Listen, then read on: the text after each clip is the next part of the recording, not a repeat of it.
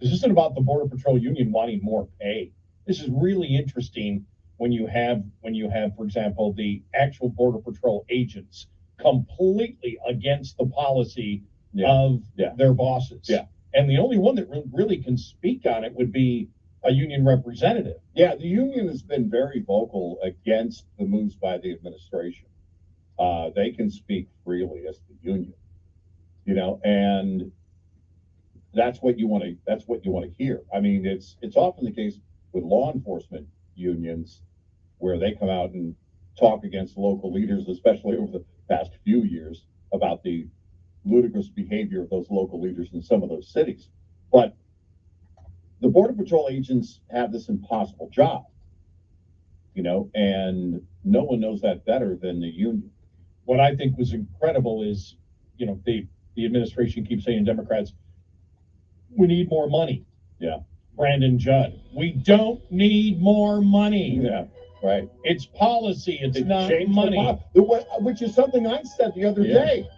If you change the policy, then you won't have as big of a problem.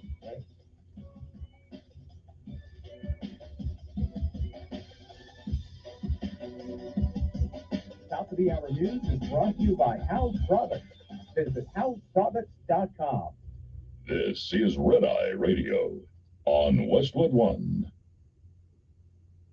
If you like listening to Red Eye On Demand, we have more of Eric Harley and guests for you. Download RER's Extra Mile podcast. More topics and issues discussed. I don't have to tell you the world is in chaos. Wars, bank failures, high debt, it's all crippling investors. So what's the best investment to secure your financial future? Well, that may be the only easy answer right now. Gold. Mike Fulgens and his company, Universal Coin and Bullion, have helped investors buy over $1 billion in gold and silver. Gold is a safe haven and a hedge against inflation. You should add the world's oldest currency to your portfolio now. Call Universal Coin and Bullion today at 800-UCB-GOLD, 800-UCB-GOLD, or go online, universalcoin.com/redeye. The folks at Universal Coin have given our listeners a special deal on a 1/10 ounce gold American Eagle coin for just $220, or a pure 1 ounce silver American Eagle coin for $27. Limit 3 each. Call 800-UCB-GOLD. Tell them you want the red eye deal. Mike Fulgens is America's gold expert. Make him your gold expert right now. 800-UCB-GOLD. Performance may vary. Consult with your tax attorney or financial professional before making an investment decision. Eric Harley for Valley Chrome Plating. Drivers, are you looking to outshine everyone rolling down the road? Look no further than Valley Chrome Plating, your one-stop shop for premium chrome and stainless bumpers, plus a huge inventory of stainless accessories for all makes and models. Valley Chrome will always outshine and outlast the competition.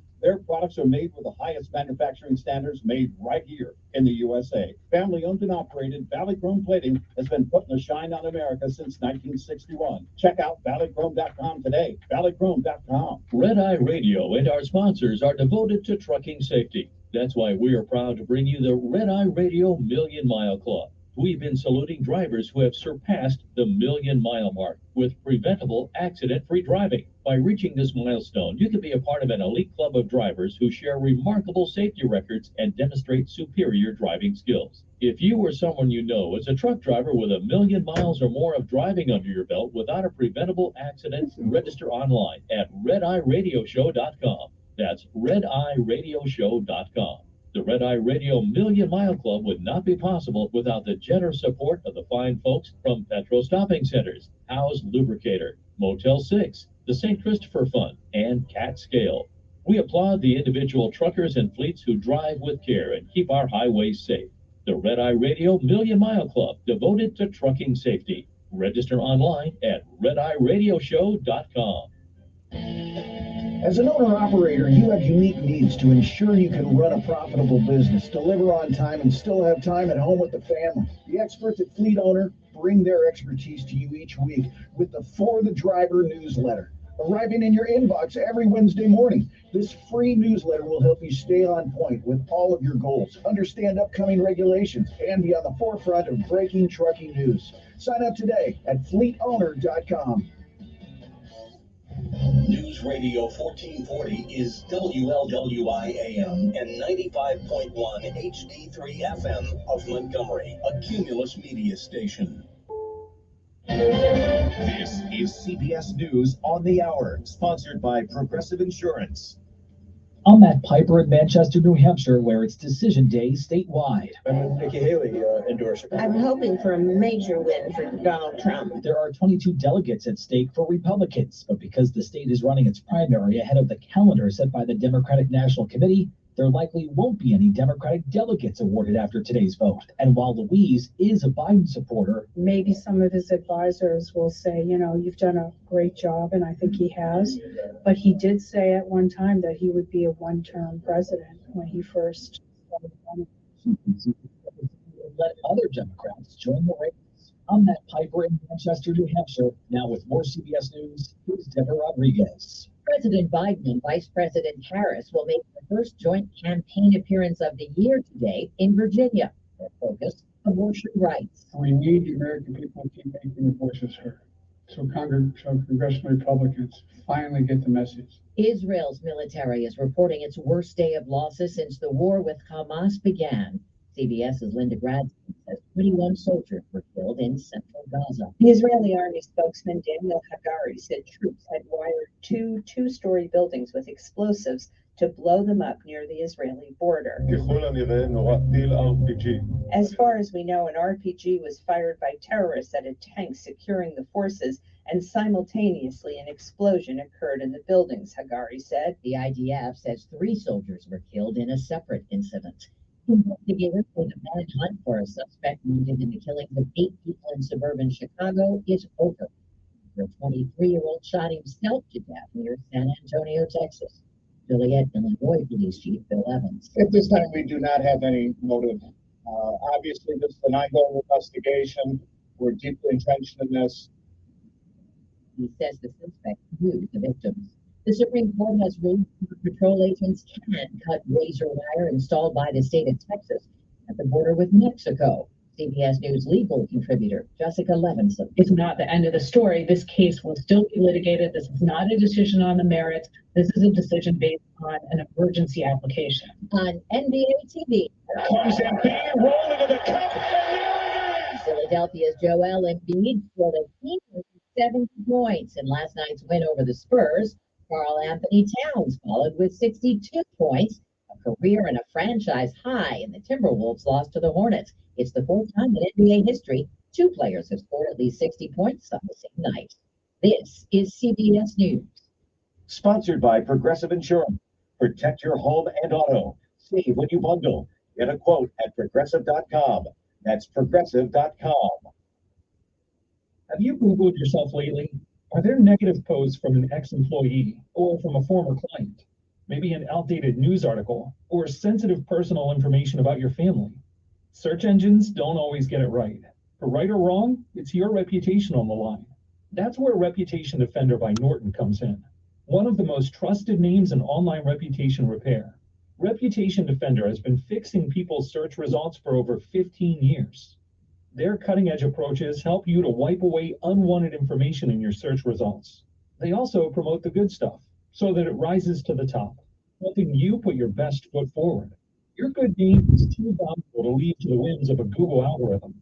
Take control with Reputation Defender. You can start by getting your free reputation report card at reputationdefender.com or call 800-401-6681 to speak to an expert. That's 800-401-6681. Ahead of this morning's Oscar nominations, the 4th installment of The Expendables leads the nominees for this year's Golden Raspberry Awards, also known as the Razzies. I got this situation where I need your help. The film got 7 nominations, including Worst Picture of the Year.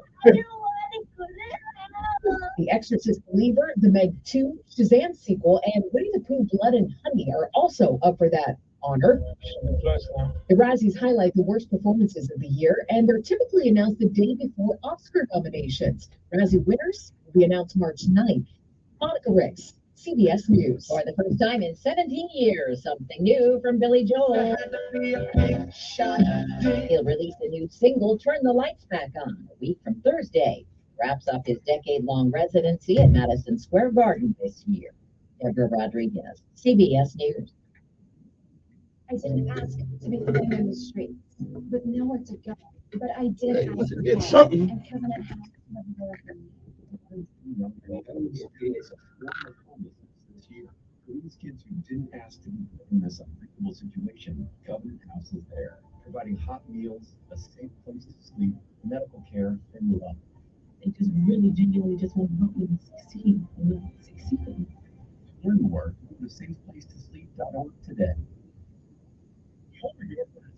The light fixture is carbon monoxide exchange in your home. It is the most important furnace technique. It is over 10 years old. Bill Bradley Services technicians are equipped with top-of-the-line CO detectors. They will guarantee no carbon monoxide is seeping into your home. They will also check each aspect of your furnace to ensure it's operating at max efficiency, which will save you money down the road. Only $74.95, guaranteed peace of mind.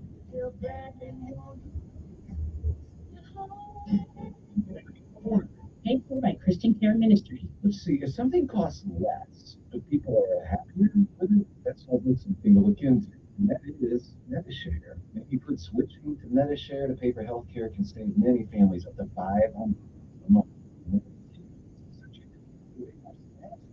For making the switch. Member satisfaction rate for MetaShare double. Simple health insurance. Double. MetaShare owns too. Now, moving share telehealth.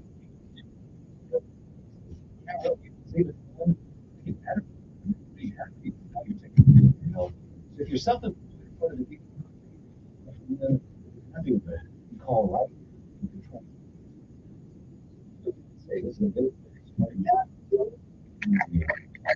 Five.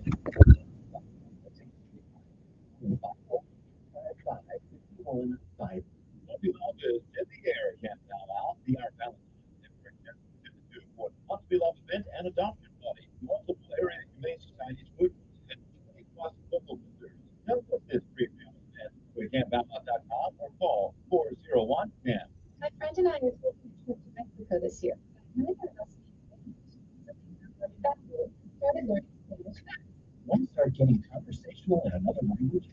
Just live this 3 weeks. Do those quick lessons with sign language experts to be the most efficient and effective way to learn a language. ¿Cómo te llamas? ¿Cómo te llamas? Babbel, language for life, celebrating 10 million subscriptions sold. Go to babbel.com and start learning a new language today. That's BABBEL.com. All of life, a career, and trying to build a little bit of podcast with host Mandy and the best transparent. And rather because I wanted more money, so I put somebody else. I was like, all right, let me try to put somebody else. I was like, go ahead. And they did. I was like, hey, boo, but they still said no. It was the best deal ever. One and vision wherever you listen. Join Sean Hannity Sundays at 3 p.m. for the Encore Show. On News Radio 1440. Your WSFA First Alert Weather Forecast on News Radio 1440. Sponsored by Discover. Did you know Discover wants everyone to feel special? That's why with your Discover card, you have access to 24/7 customer service as well as all private liability, which means you're never held responsible for on Learn more at discover.com/credit card. Limitations apply. Even warmer temperatures on the way today. We're starting from 50, we'll be up to about 5, 6, cloudy day, but a slight breeze about an hour. Still, it's not a day. Cloud. Get shower. Stay dry. And got tomorrow. Temperatures 50s. Friday.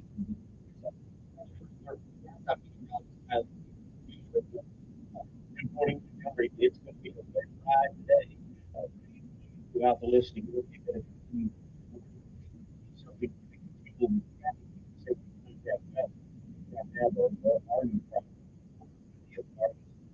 Not yet, but how much for a disabled vehicle northbound road. Good food.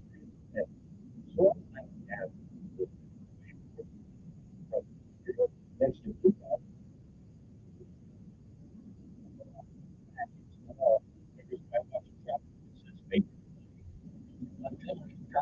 Traffic brought to you by Sons Automotive Family on News Radio 40. Good morning. What's happened this extra stock? You're incorrect. Atlanta says 9 months before you know.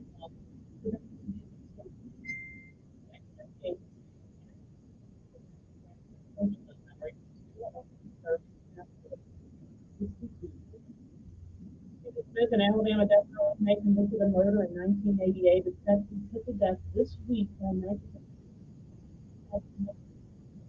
U.S. in a letter of clergyman in Alabama to cause that. Community Foundation of East Alabama says during today's initiative, Foundation launched the project after the day of last shooting. It's a handicap accessible. Attorney CPA Joe Cordell. Business owners and professionals face special challenges in divorce court and to contend with allegations that they're earning more than they are, coupled with claims on their business or practice itself. Clients with assets demand their divorce lawyer skills in these matters. For Tennessee, visit CordellCordell.com. 1000 714.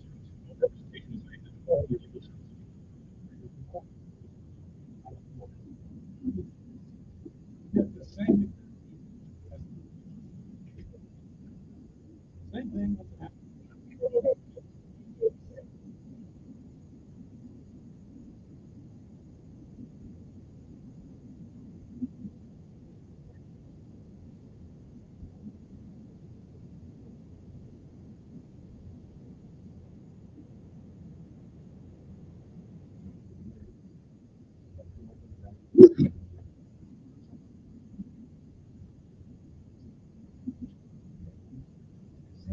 Everybody.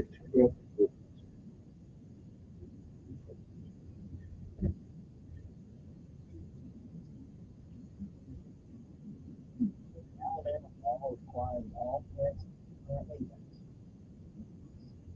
state level.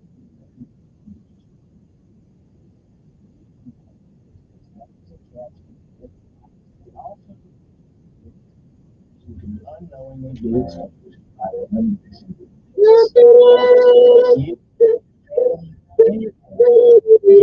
Vaccinated today. This message brought to you by the Alabama Department of Public Health and this station. You see miracles all the time at our children's hospital. Miracles never come easy. That's what our greatest children's hospitals are. We need our support to keep the miracles happening. Put your money where the miracles are. Support your Children's Miracle Network. Smart, witty, and fast on the draw. It's Mark Levin this afternoon at 5 p.m. on News Radio 1440. There you go. There you go. There you go. You need to reset. Refocus on your day. The moment where you take a deep breath and change the focus. Problem solver. This is Decisions. Kevin Elkins.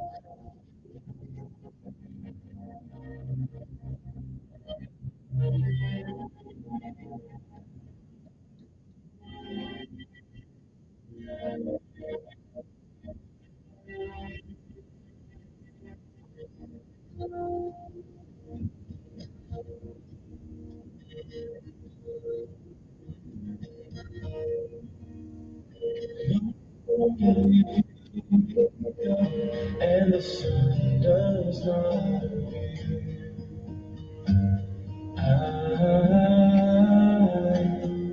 I will be here.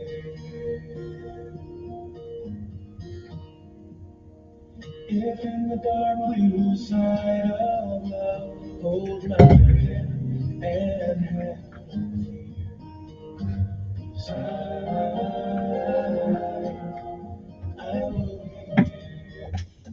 And good morning, Montgomery, Alabama. It is time to rise and shine once again. For it is once again, one more day, one more time. You're on top of the ground, and the ground's not on top of you. It is a great day to be alive. I'm Kevin Elkins, and this is News Radio 1440. It is time for our daily bread, a word from on high, something that will change your perspective or at least give you a new one. Either way, it's good for the soul. Good morning. Our scriptural insight today comes from Micah 4:1-5. It is January the 23rd. Today's daily bread is simply called Scraps to Beauty. Our scripture insight today again comes from Micah 4:1-5. Micah 4:3 says, they will beat their swords into the plowshares and their spears into pruning hooks. Govern yourselves accordingly. And again, it is January the 23rd. It is a day that has never been. And it is a day like all the other days of the past, that once it is gone, it shall never, ever come again. It is a once in a lifetime deal. And once it's gone, you don't get a do-over. You don't get it back. You don't get to summon it from the past. You don't get to come back and do all the things that you should do today that you don't. And you don't get a chance to come back and undo the things that you do. So whatever it is that you do with this day, January the 23rd, 2024, make sure that if tomorrow should be, you'll be proud of what you have done this day. If you've lived a while, you've seen, you've heard many, many, many yesterdays. And if we are blessed and given the grace, mercy, charity, and the love of God, we may, I'm not sure, we may see some tomorrows. But if tomorrow should never be, then it is this day, January the 23rd, 2024. It is the first day of the rest of our lives. What are we going to do with it? Well, whatever you do what you can, while you can, when you can, for whom you can, for as long as you can. Visualizer May said, whatever we do in life, we should do it so well, no man living, no man dead, no man yet to be born can do it any better. And I say that is the standard by which you live life. You'll always be successful. Oh, you'll fail at a thing or two. We all do. But you'll never be a failure until you quit. We say give out if you must. Rest if you can. But you never quit. You never give up. Because quitters will never win. And while winners may lose every once in a while, they never quit. And no matter what happens this day, remember, it is a great day to be alive. Scraps to beauty. That's our daily bread for this day, January the 23rd, 2024. Good morning to you. It's time to rise and shine.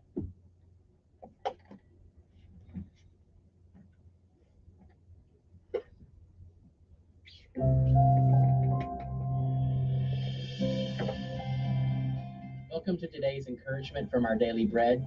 My name is Wynn Collier, and I wrote today's reading titled Scraps to Beauty. My wife Miska has a necklace and hoop earrings from Ethiopia. Their elegant simplicity reveals genuine artistry. What's most astounding about these pieces, however, is their story. Due to decades of fierce conflict and a civil war that rages on, Ethiopia's geography is littered with spent artillery shells and cartridges. As an act of hope, Ethiopians scour the torched earth, cleaning up the scraps. And artisans craft jewelry out of what remains of the shells and cartridges. When I heard this story, I heard echoes of Micah boldly declaring God's promise. One day, the prophet announced, the people would beat their swords into plowshares and their spears into pruning hooks. Tools meant to kill and maim would, because of God's powerful action, be transformed into tools meant to nurture life. In God's coming day, the prophet insisted, nation will not take up sword against nation, nor will they train for war anymore. Micah's pronouncement was no harder to imagine in his day than ours. Like Israel of old, we face violence and war, and it seems impossible that the world could ever change. But God promises that by his mercy and healing, this astounding day is coming. The thing for us then is to begin to live this truth now. God helps us to take on his work even now, turning scraps into beautiful things.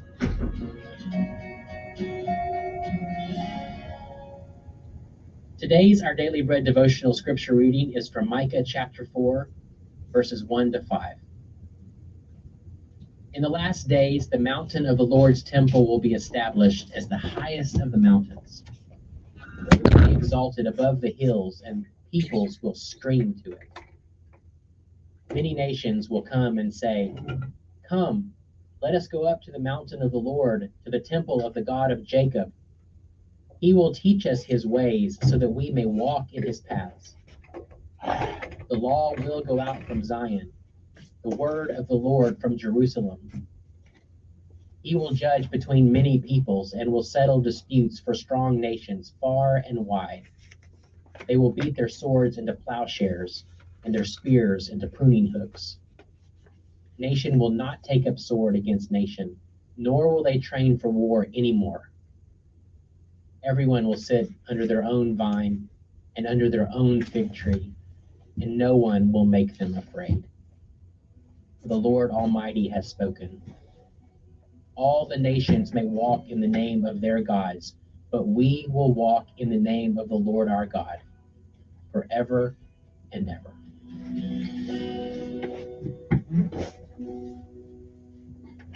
Let's pray. Dear God, the world's in trouble. It seems it's always been in trouble. Please transform and heal our world. Work through each of us to bring beauty here, now. In Jesus' name we pray. Amen. Today's encouragement was provided by Our Daily Bread Ministries. Hard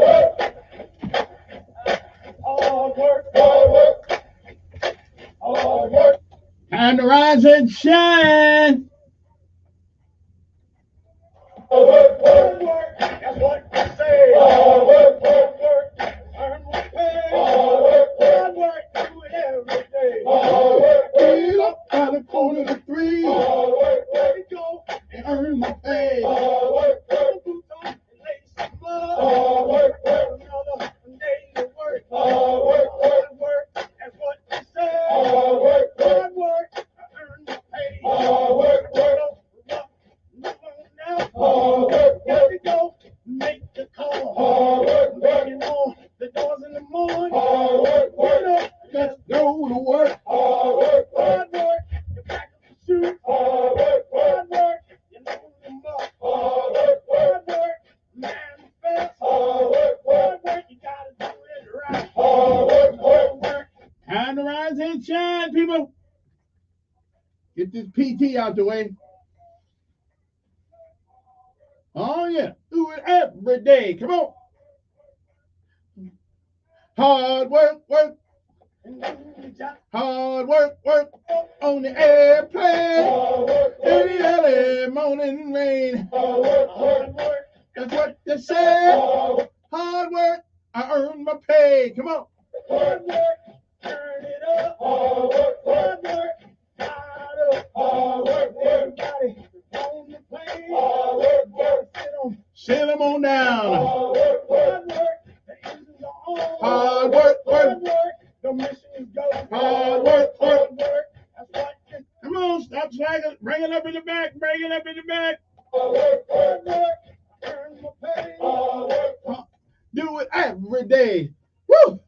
Oh, what a run this morning. It's running time. That's right. Get those boots, Sergeant Elkins, can you get them boots shined up just a little bit more?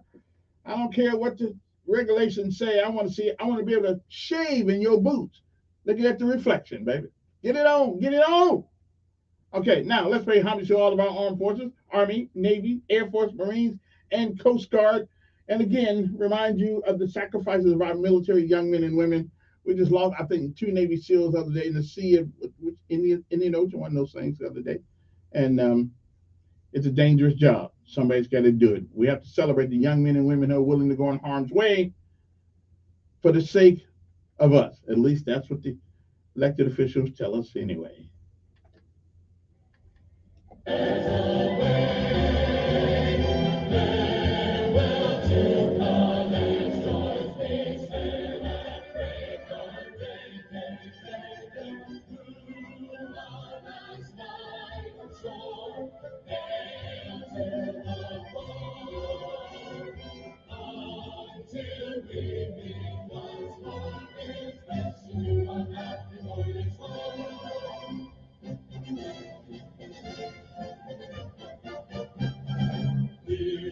ready for the call. We praise and trust in Thee. Through howling gale and shock and shell to win our victory.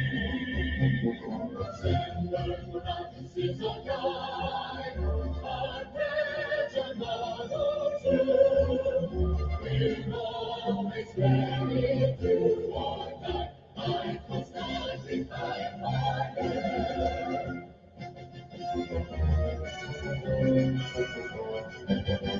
On we go into the wild blue yonder, climbing high to the sky. Here they go to lead our thunder, and fight in the night. And we die, sky and flame come under, onward one terrible road. We live in vain, for nothing can stop the U.S. Air Force.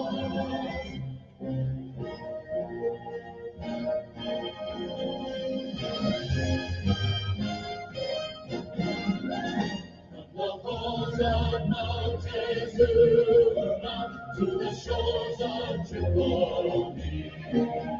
We will fight our country's battles in the air, on land and sea. First they fight for right and freedom, and to keep our honor free. We are proud to claim the titles of United States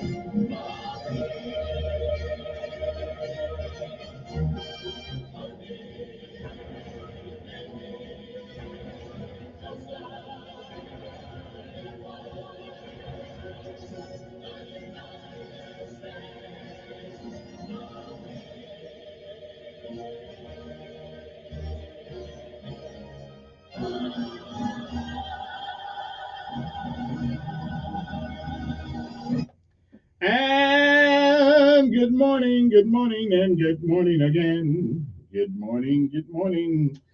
Good morning. How's everybody doing out there? Yeah, a lot of things to talk about today. Now, sometime this morning, is the mayor supposed to? I think well, Sunday, one of these mornings. I gotta look at my.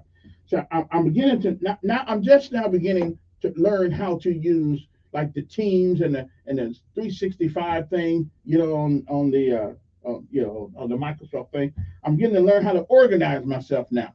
So I think I put him in the right date. I think it's for this morning around 7 something. Anyway, hopefully, or who's going to be here? Well, somebody's going to be here. Or it's going to be 6:75. Never mind. Somebody's coming up here today. No. I think it is going to be. Let me make sure now. Is it going to be Mr. Brock? Let me see here.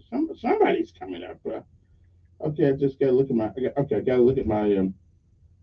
Okay. That's right. Anthony Brock's coming. That's right. So let me. Okay, let me see this message right quick. Okay. Okay,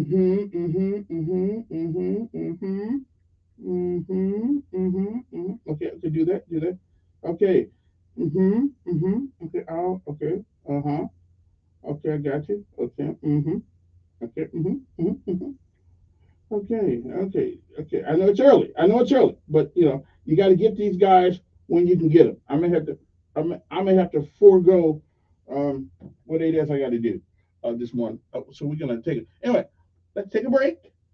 I'll be right back after this. Okay. So yeah, hang on. We'll be right back. No. Not yet.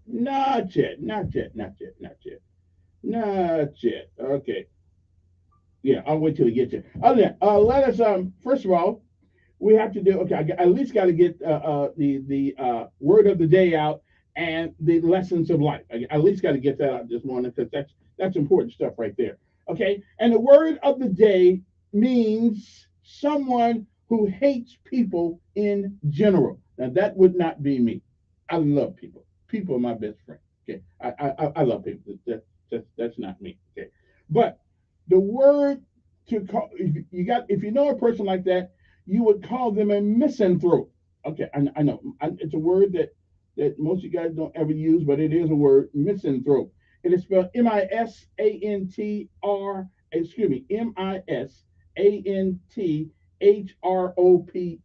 Misanthrope is someone who hates people in general. He or she probably shouldn't belong to the human race, but they do, and so we got to deal with them. Okay. Now, the lessons of life today is interesting. I think I first heard this in a speech by Martin Luther King back in the day. As a matter of fact, you all do know his youngest son, Dexter, died the other day of cancer, prostate cancer. Bless the King family, and so sorry for the loss of that family and all the other families who have to deal with grief this time of year. But he did say, when you find something in life worth dying for, that is when you find the things in life worth living for. I find a lot of wisdom in that. Okay, because until you find something worth giving everything for, then you haven't found anything to work for. Okay, so I'm just saying you might want to think about that. Okay, all right then. It was on this day in 1368, China's Ming Dynasty, which lasted nearly 3 centuries, began as a Zhu Yongtan, or close to it, was formally acclaimed emperor following the collapse of the Yuan dynasty, whichever one it is.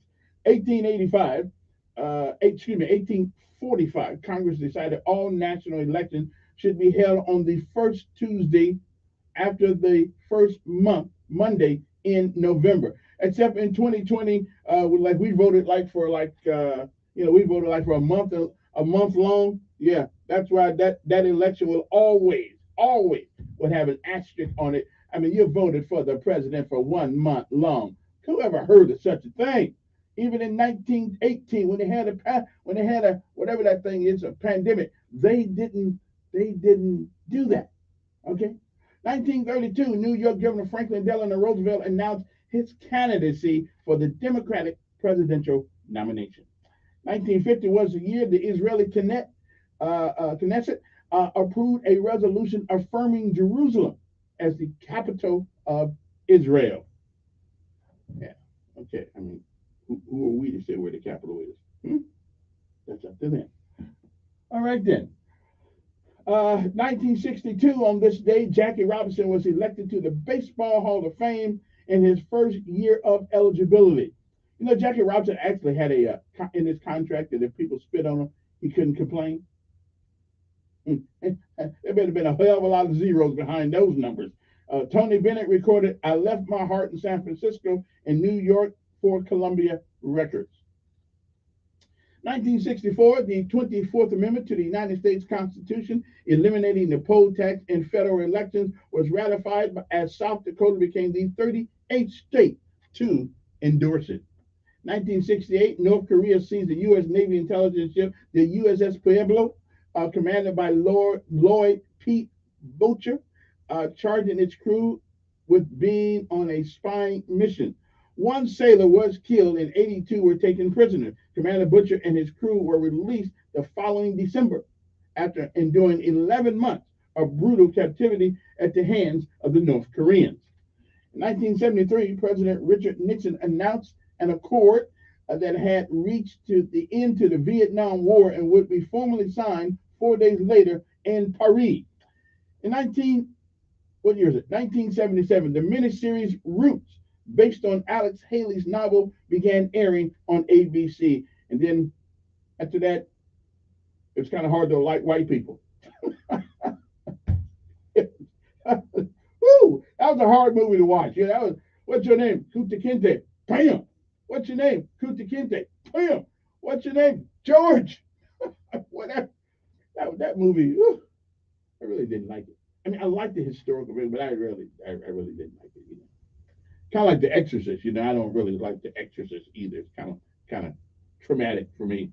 In 2002, John Walker Lynn, a U.S.-born Taliban fighter, was returned to the United States to face criminal charges that he had conspired to kill fellow Americans. Lynn was sentenced to 20 years in prison after pleading guilty to providing support for the Taliban. He was released in May 2019 after serving more than 17 years.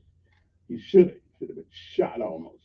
In 2020, in a second day of opening arguments at the President Donald Trump's first impeachment trial, Democratic prosecutors made the case that Trump had abused power like no other president in history. Now, not like the one that's in there now, swept up by a completely bogus theory that Ukrainian interference in the 2016 U.S. election.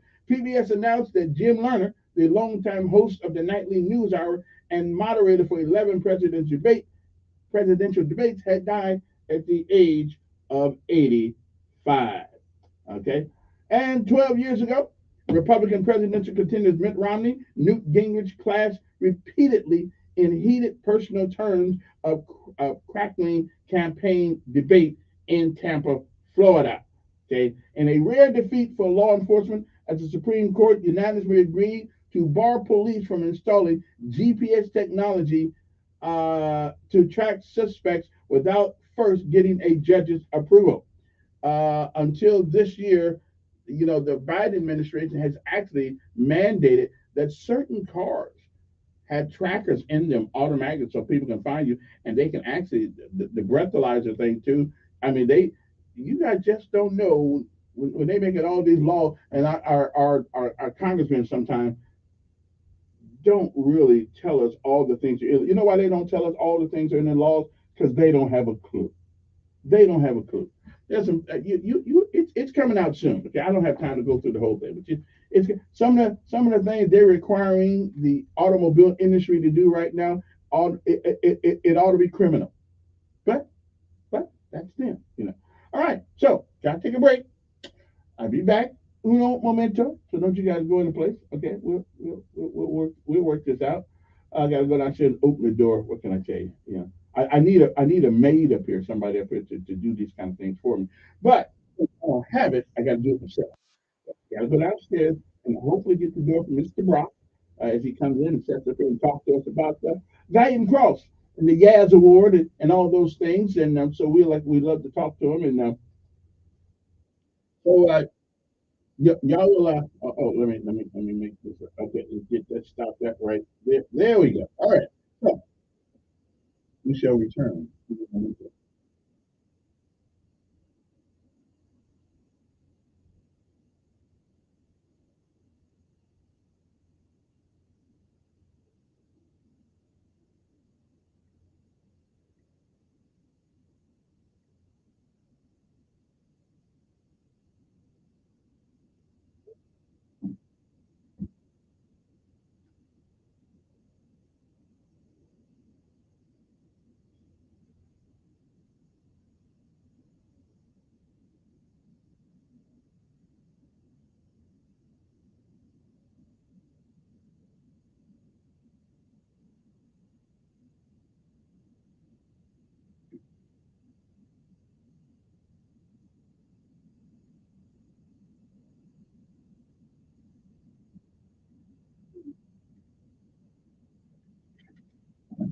Weather forecast on News Radio.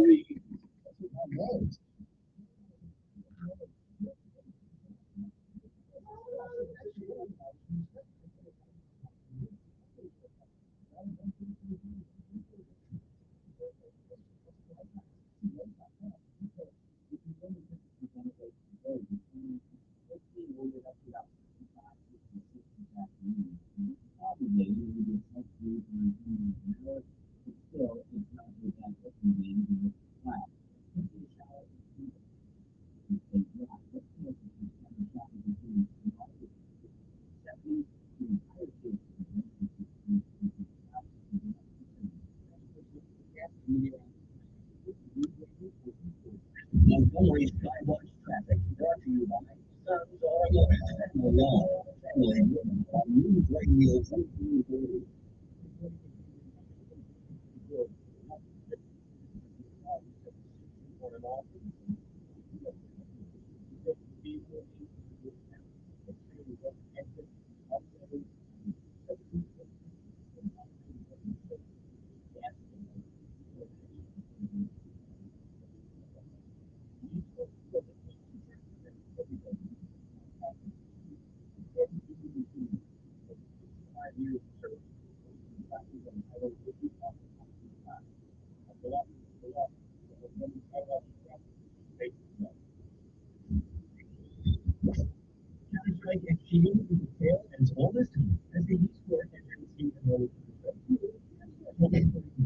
There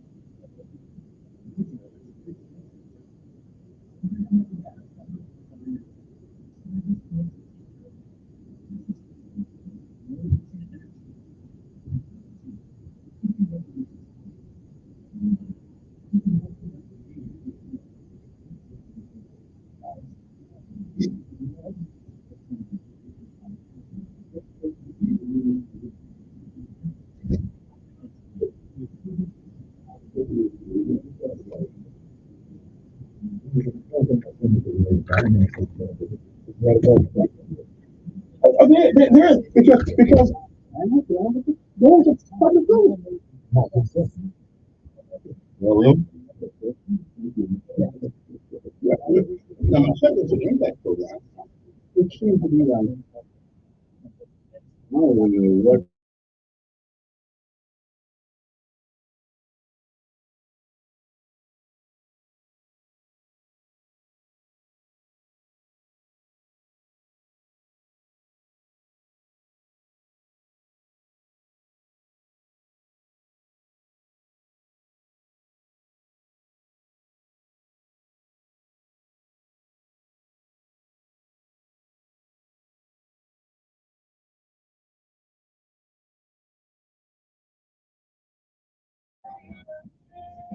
One thing I see is in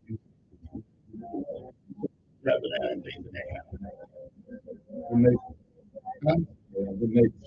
when they left that street.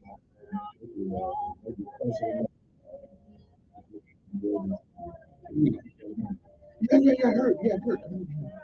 So what bridge are those? So you can't just go 1 year down there, can you? Yeah.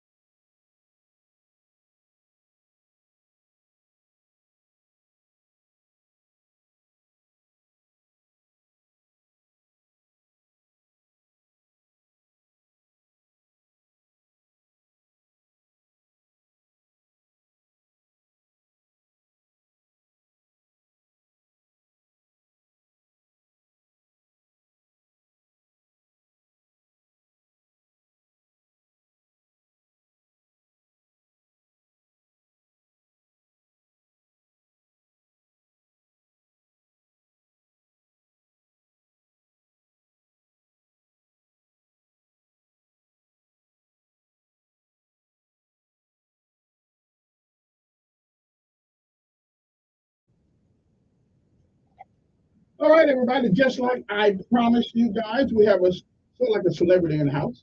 Okay. Now, I'm trying to figure out how we both got through the door.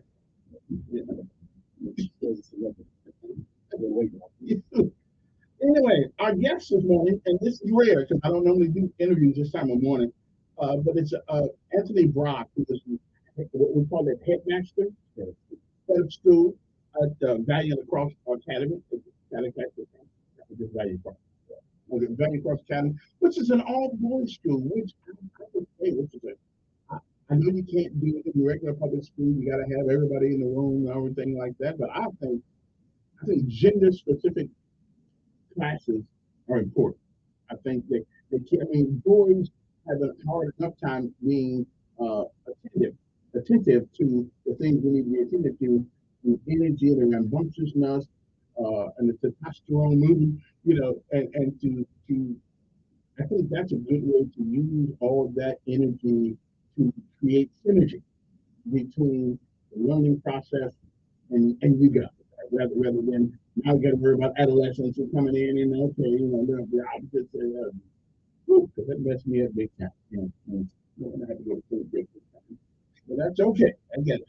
Anyway, you are the recipient lately of the Raz Award, which is it's an award that is given to someone who has gone into tough situations and pretty much maneuvered through that situation and came out with a dime.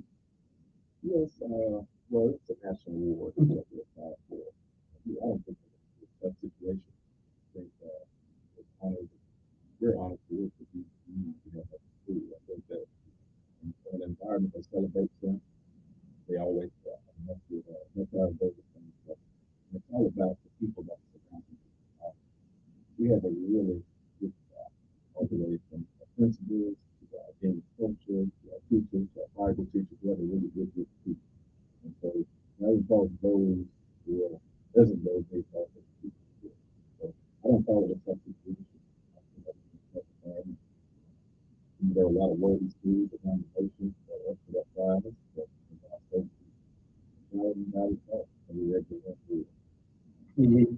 yeah.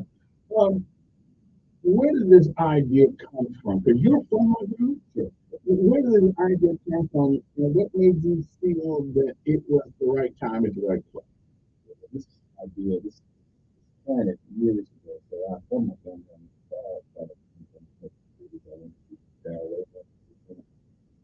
over there, junior contract here in '94. Father was principal of the city. He's a minister as well. He passed last year. And my mom's a teacher. Sister is a teacher. She's still a teacher.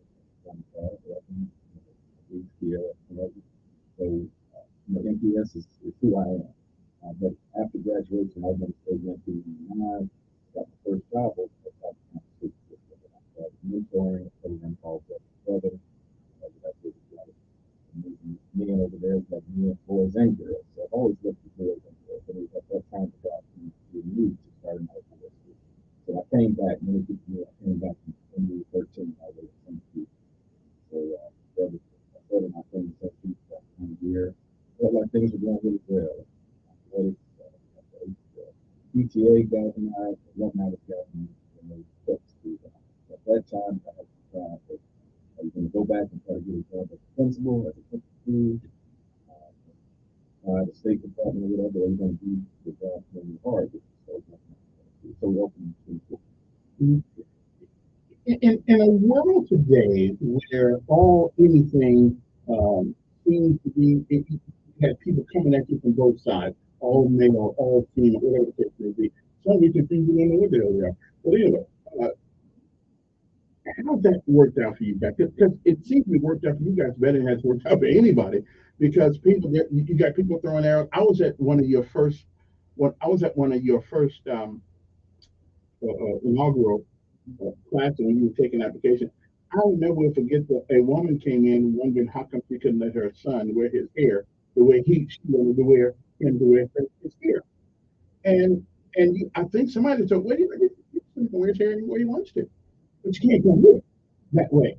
Tell me about how important is decorum It's very important. And, you know, since that time, you have to evolve as a person. You have to be open to feedback, you have to have an open mindset. At that time, that was the burden that was on me to make sure that the foundation was deep. But since that time, if you come see us now, you'll see our young men. It has to be neat. Right, If right. it's long, if it's threads, if it's cornrows, whatever, it has to be neat. Now that's the expectation because you have to have setting environment for the staff. That's what we do now. But it's, you know, as far as the all male part, I would say about girls, I do boys. Say, well, that's my place on the wall. That's our place on the wall. If you want to look at girls' school, you can, and God tells us to do girls as well. But you know, that's just right now we're working with. I think a lot of the problems. I know a lot of the problems with the patient with us. It's predicated on the fact that men are not in the home. But we're unapologetic with raising God-fearing men. We're raising strong husbands. We're going to be there for the families. I think when the women get back to the home, it's just very good. I think a lot of these problems will decline. That's what we set out to do. I had a conversation with a couple of people in the Board of Education, and I asked them one time, you know, there seems to be a word that's missing in the lexicon of our language, especially in the education field, and they couldn't figure out what I was talking about. It's called discipline.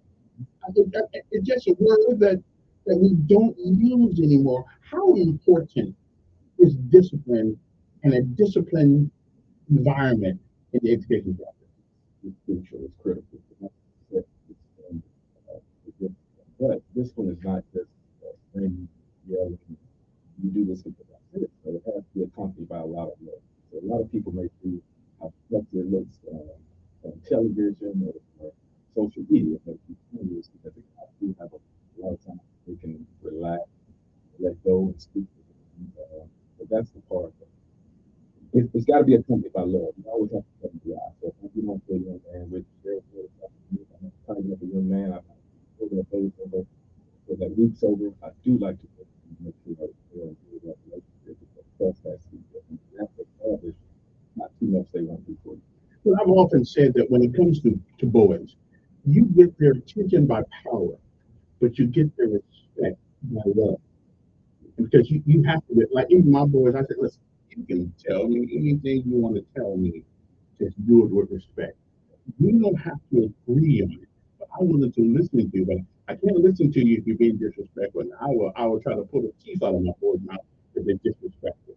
But other than that, you have a right to present their case.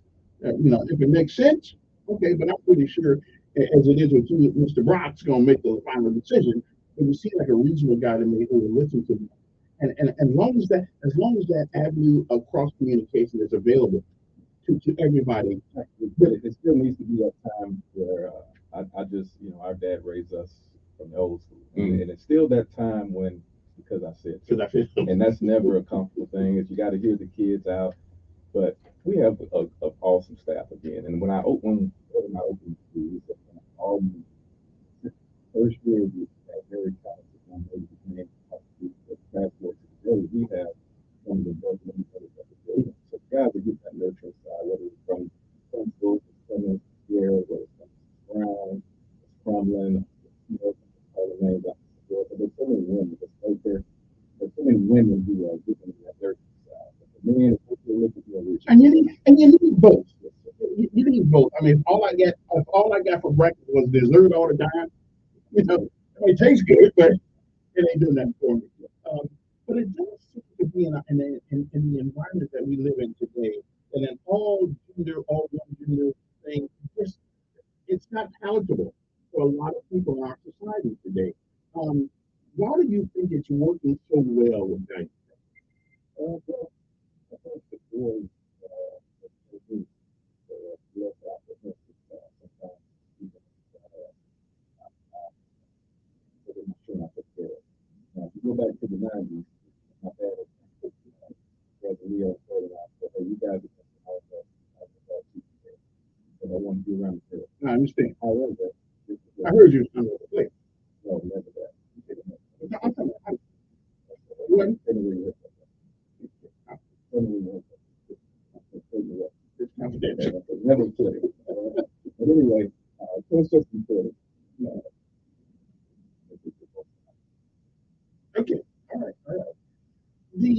every time I bring you guys up, and I always bring you up in a positive way, people say, yeah, but we don't know academically how they are doing.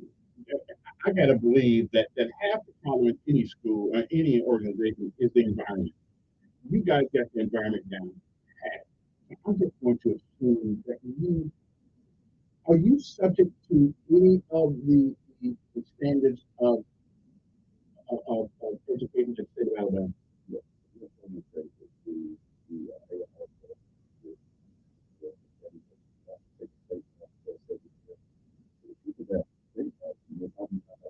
Where'd you get that from? I would think from my school,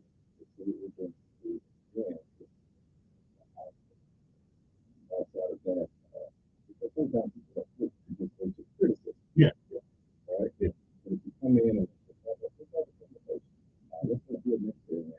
One thing I found myself in, I even spoke to you about it after I first, so you never really criticize. So that's whatever side of the people that's wrong, that makes you I'm a results guy. And if you see a lot of our graduates are, and then you come sit down, let's walk through the school, let's look at how far I teach you from the beginning of the day to the end of the day. But other than that, that's why I left because I like to move to the people that's doing the God said that for me. If you want to, you can't call him now because he's gonna stay with us till about 7 something. Right now we got to go to the news break in a couple minutes, and our guest is Anthony Brock, who is the master of school, whatever. Head of school. Okay.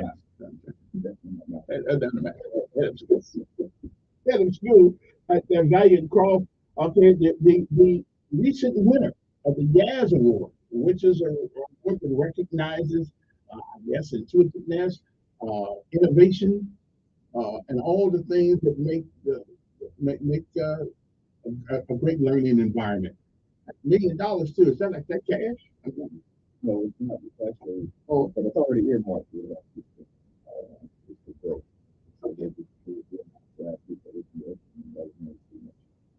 Okay. All right. We'll be back right after these messages. Anthony Brock, the head of school. 12 or something. When news Let's go. Not blowing it yet, man. You took me for real about that. I got to remember who I'm talking to.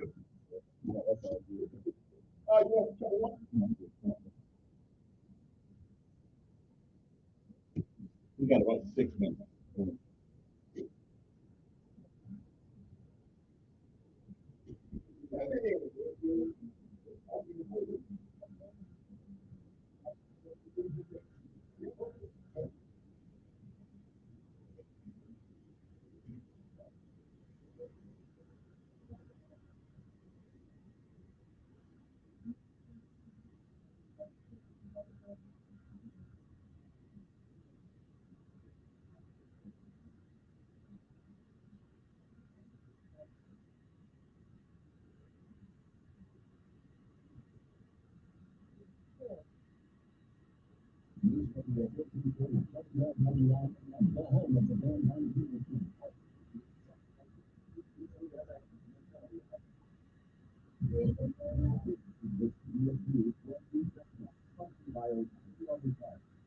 I'm Deborah Rodriguez.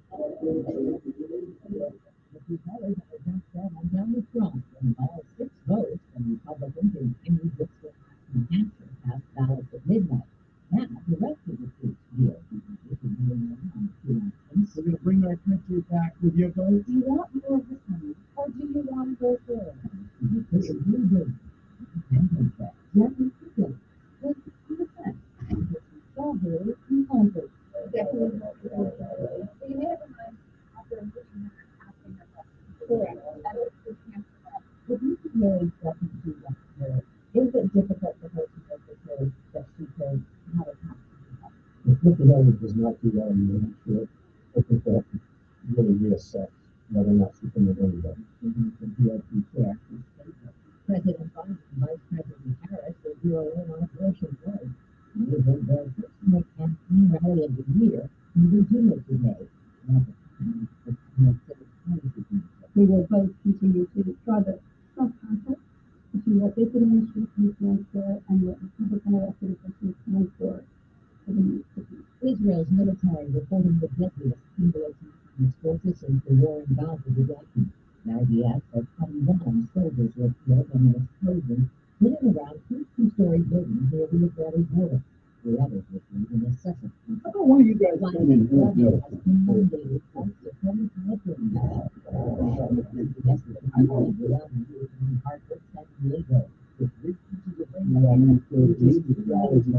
On the outside, with the side yard inside. On the screen.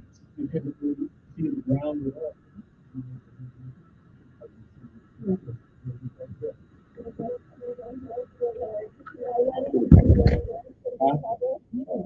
I'll get it there back. Oh, you guys are not all year round. Start that.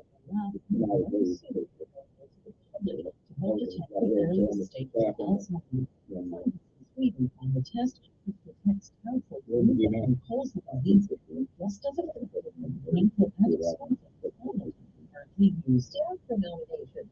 Have you been watching? I haven't watched the new post now. You're gonna know. Church now. I think you guys are somewhere down the road somewhere.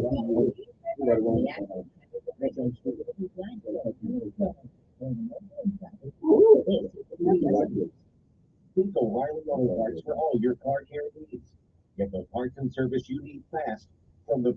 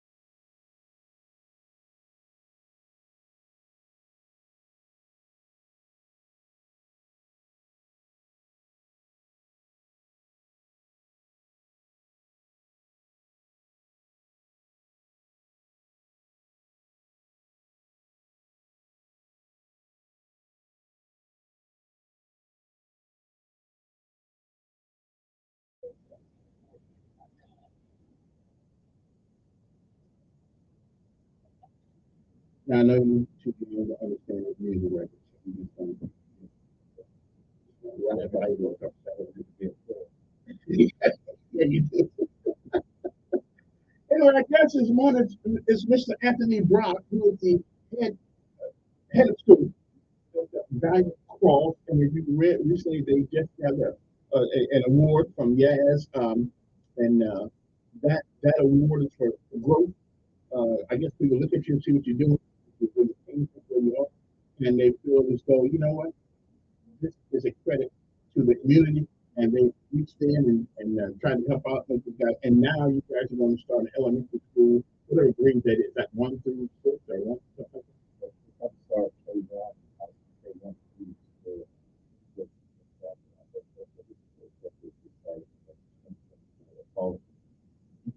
And we've already dispelled some myths that people get on me about when I praise Valiant Cross, because they didn't know academically where you guys were. But you guys are at the same place.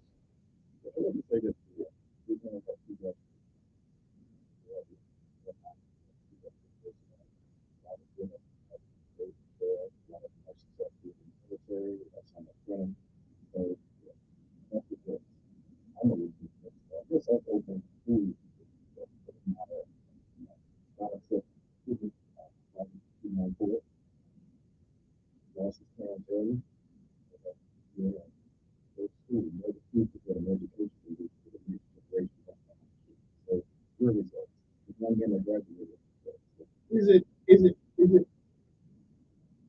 Is it the right education? Don't we want to get in? I mean, there are some things that our kids are picking up now in school and college that just don't make any sense. They're never going to get a job at it. And you get all this student debt, all this stuff like this, and then all of a sudden they get burdened down for the rest of your life, 20, 30 years of paying debt off in a discipline that's not doing any good. How do you broach that situation with your kids, your students, and how do you determine which direction should I go? So, our business, we first started school, all of it. But it's just best for that young man. You watch and said you need to educate your family. But I do. We have a barber shop at the school. We have a six-story campus program. We have a Red Tail Scholarship Foundation that's put a flight simulator in our school. So they're taking flight courses. We have about 8 young men that are working on their pilot's license. Have a really strong art program with King's Canvas, Terrence Ball, Academy on music. So Dr. Stewart is also in the field. So we're trying to give them a lot of opportunities. And I just found out this morning, Coach Hall was our basketball coach. I think we have a full-blown athletic program. If that's the case, we're going to try to build a strong athletic. You guys seem to have a well-rounded environment. Sports is great. It teaches us lessons in life that nothing else will. Sometimes you can be the best team on the field and still lose. Okay. Sometimes it's harder to get up than it is to fall. But you have to do it, and that's the same thing in life. You guys seem to have that going on.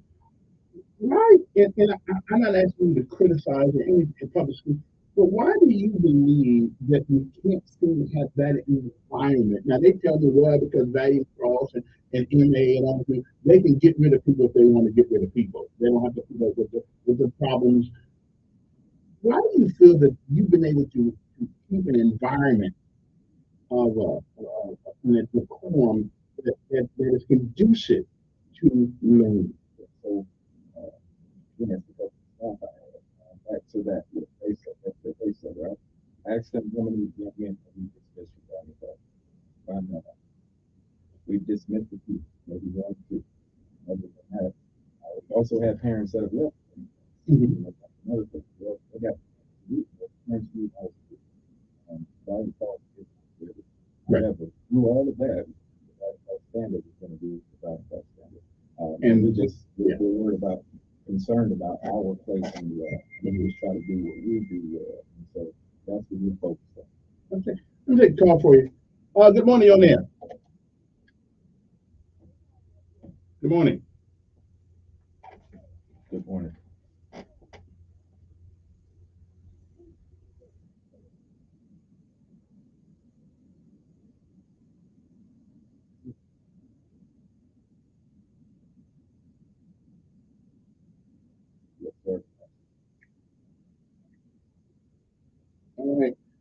And again, now all you folks that always want to call and when I had bring these guys up, I am, they're like my hero.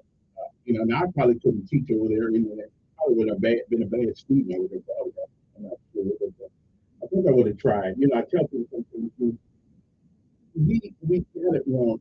You set the standard, and anybody who wants to come there, they must be willing to follow that standard.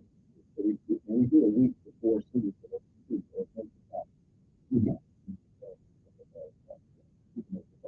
What do you think is one of the most impressive standards that you actually have that will tell the jury whether or not somebody is right for it? Right. Well, we never tell anybody if it's not right. Okay. Ask them to get in. Interview, a short interview. Okay, I don't care if you're a whiskey guy or a shoe before you came to across the government. Going forward, I don't need to come up, but you're going to let you take. So some people do the and that's the step. That's the step. That's the step. A lot of times people say, that's a very low standard of like behavior. So we try to move it to the exit. We talk about how do you do whoever people. That's the thing. The heroes are now. Anyone is but I'm sometimes you have people that's out looking out so I have we have those are people a lot of people always talk about our school system. They're all about heroes in the school system. So one thing, say it's been a long time I've been asking to come up because I hear criticism sometimes, callers or whatever it is. But I promise you, if you go to any school, there are plenty of solid, good teachers. There are plenty of people who are laying on the line for these young kids. You have to go live in their shoes. They have to get up, they have to go. Sometimes they have to deal with disrespect, which we have to as well. How are you going to deal with it? And the fact that they keep taking what they keep taking in, those are the truth. Good morning. On there with Anthony Brock. Good.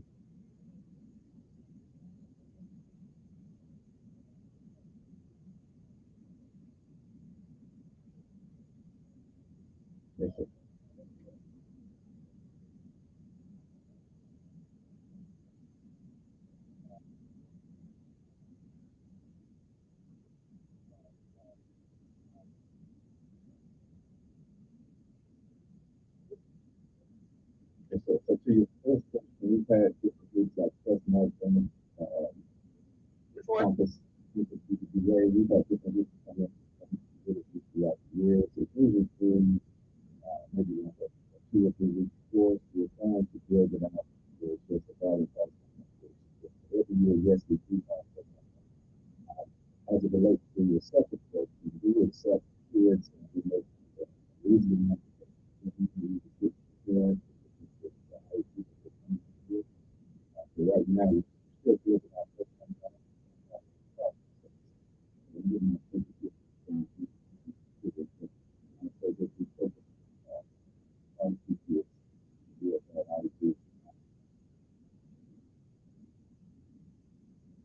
Appreciate it.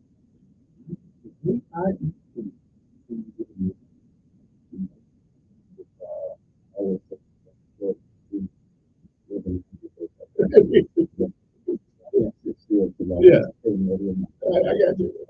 Only a couple minutes more. Good morning on there. Yes, sir. How you doing? Yeah, Leo keep you straight. Yes, sir.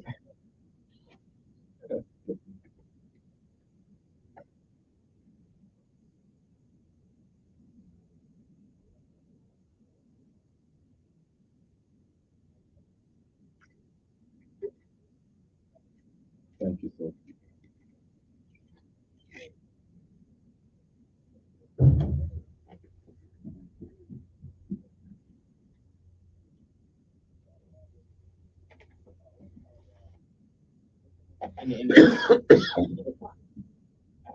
Okay.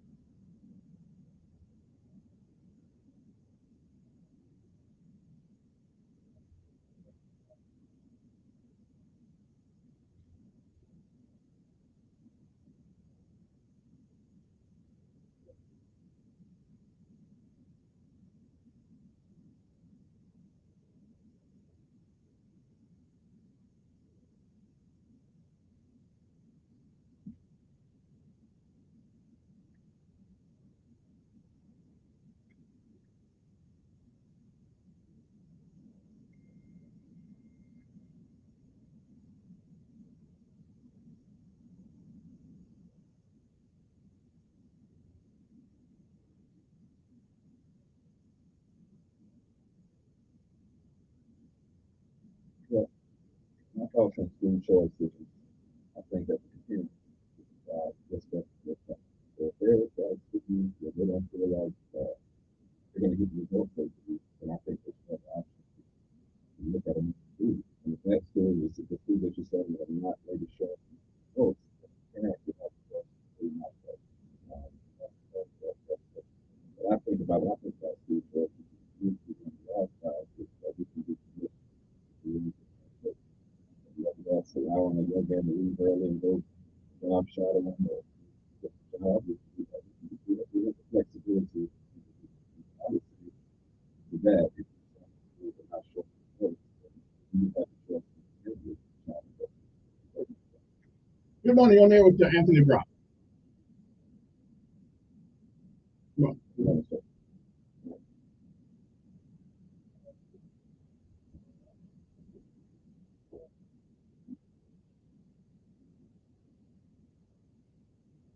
No, so we on the third album this year, we had two that were roommates Alabama. What else you mentioned those two?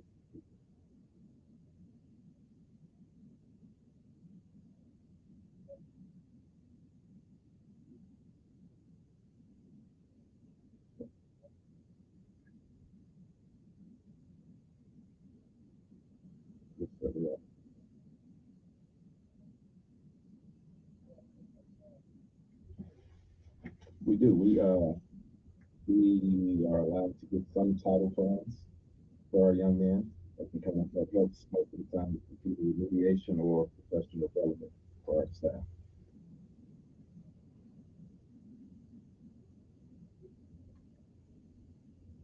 I'm not sure what critical race theory is. Yes, I mean, we teach history. We celebrate contributions of our people. So socially relevant teaching. So whoever's in front of you are educated to be teaching those people. So if I was at, let's say if I was at Trinity, I think it's important that those kids about their history, about the cross, 90, whatever percent of American, we have some Hispanic. We teach them about their history.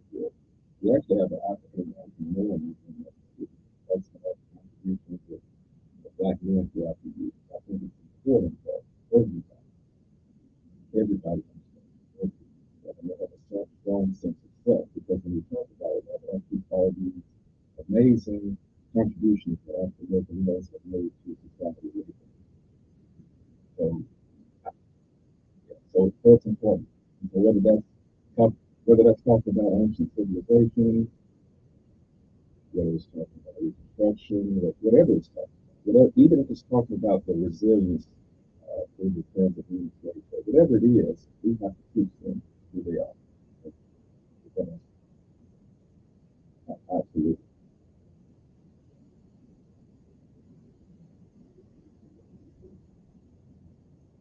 Thank you. Gotta take a break. We'll come back. We got a couple more minutes left with Mr. Anthony Brock, the head of school. Sometimes use all this. Head of school at Banning Cross. We'll be back.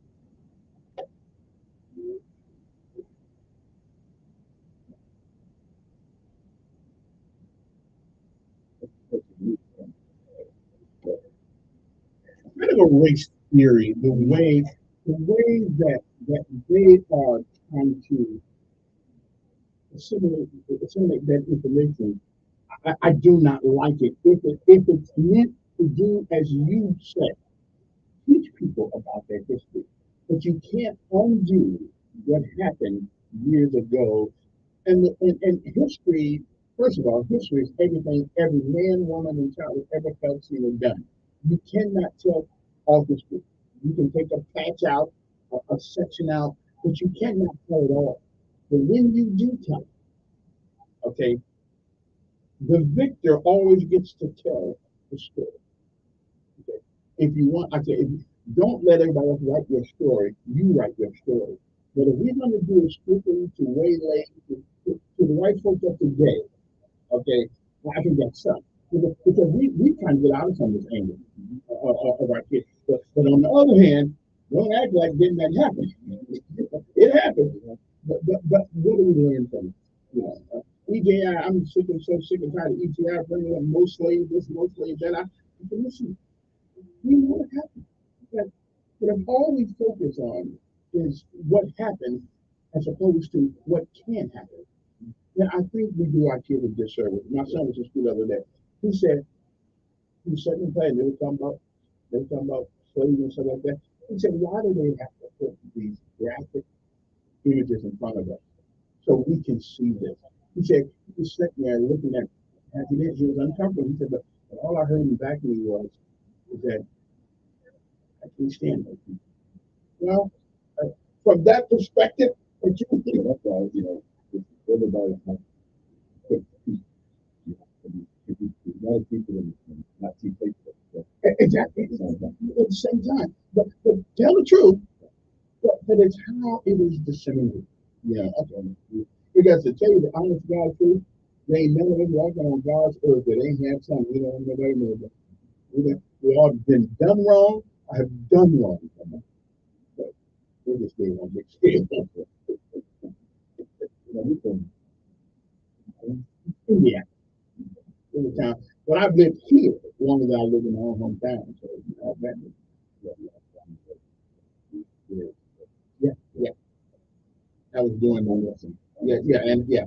Whipping back. John Adams Eagles.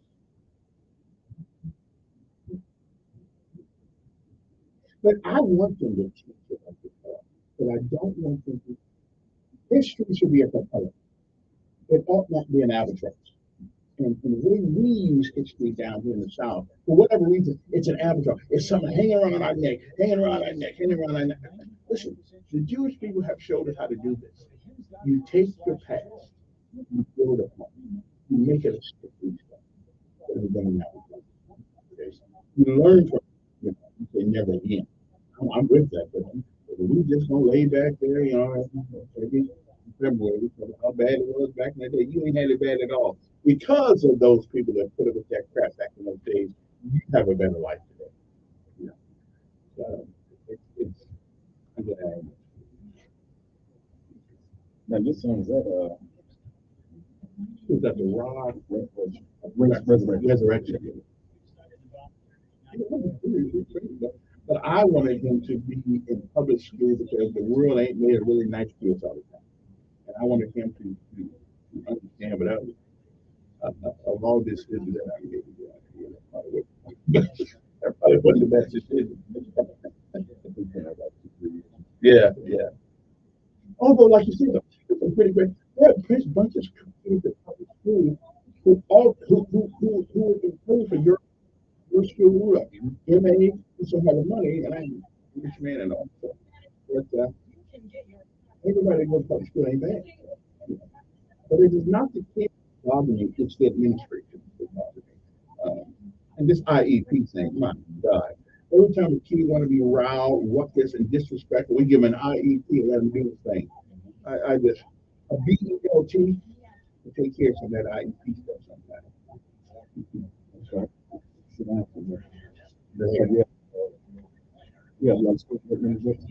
of the ones that want to look at them.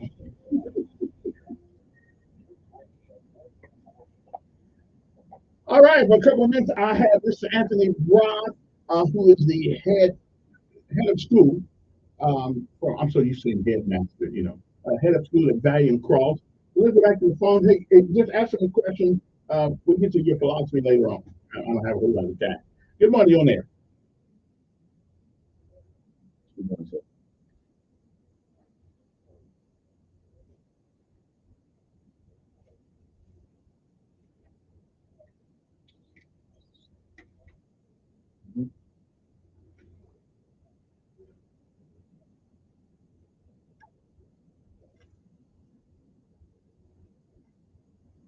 Yeah, well, we know that they put the plug in sample.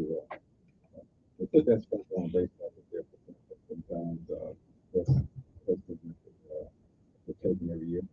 I don't like any labels actually. I was just talking in between the break about really a lot of kids are still through public school. They're still graduating. They're still going to college. A lot of them still doing well.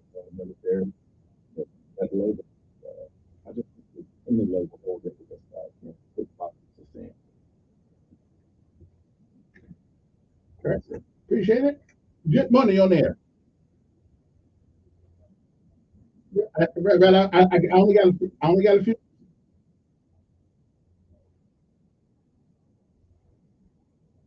Yeah, go ahead.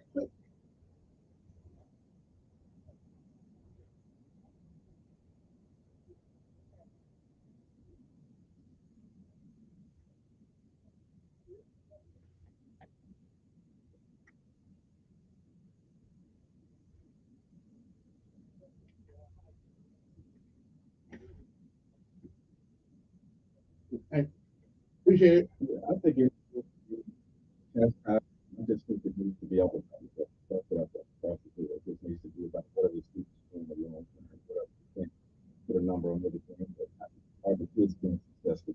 That's the thing. Good money on there.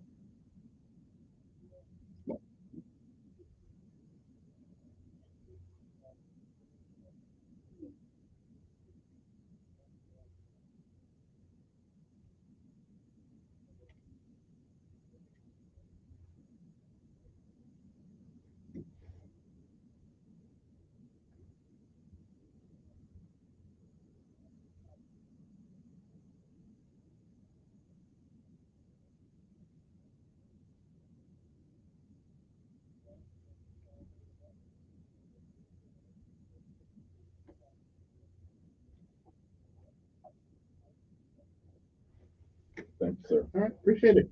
Good morning on the air, Anthony Brock.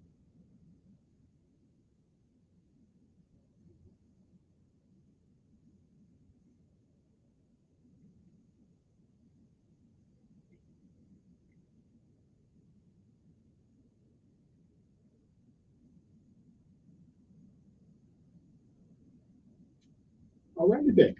Good morning on there. Yeah.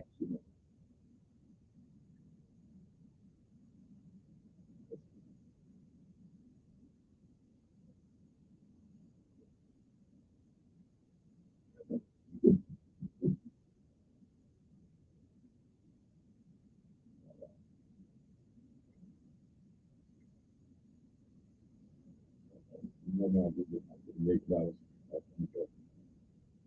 All right. Okay. Good morning. Good morning on there. Yes, you.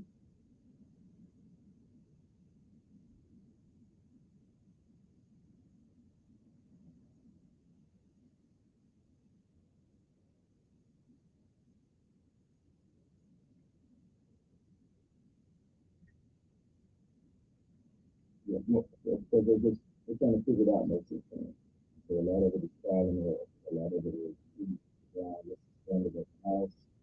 A lot of people always say it's going to be home. What's the standard of their how they medicine is dedicated to focus nowadays. And my dad used to say not always good for us. So a lot of times it's being hard because we have kids who are feeling trouble cut off.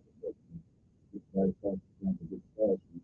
And we do have different classes. I'm not going to say we can different classes, but they look a lot different because of the standard of that classroom.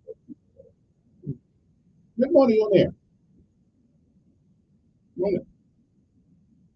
Good morning.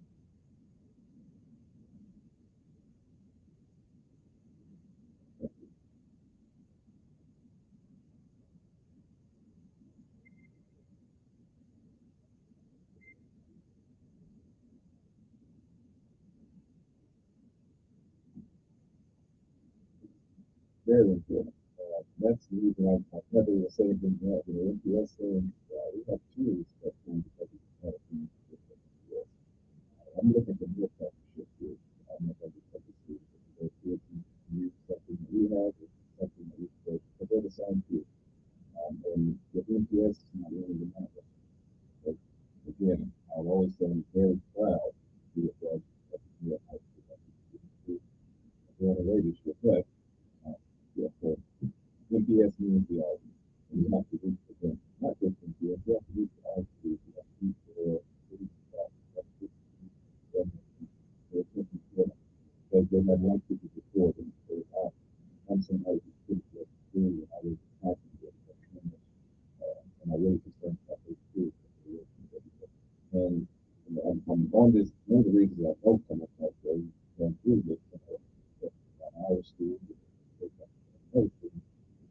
more we can have that conversation, tell me what you are doing.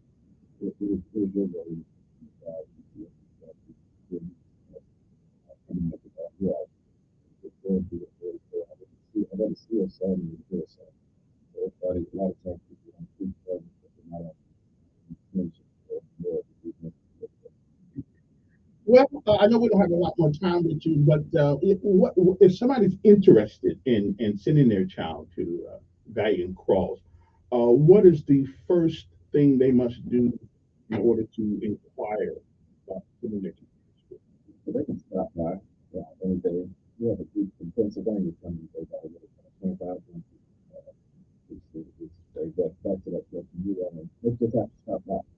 But, we have an open door policy. So to a lot of people who would like to see what happens inside, I welcome you to come out, see how we start out there. I welcome you to go to the instruction. All you have to do is contact the school. You can stop by using our coach. You can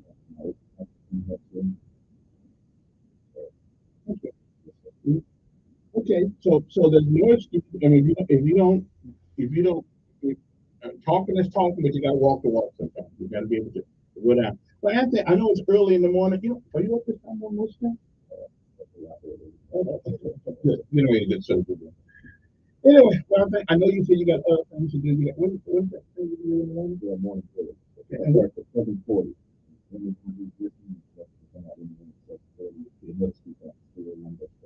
What is it? I'm going to go and take care of that. And I got to take a break. We'll be back. Anthony Brock, you'll come back. How's that? We'll be back.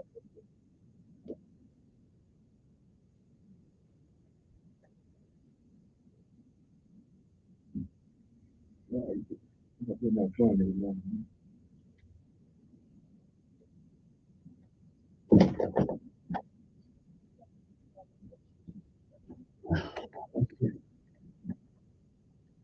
appreciate it. I appreciate it.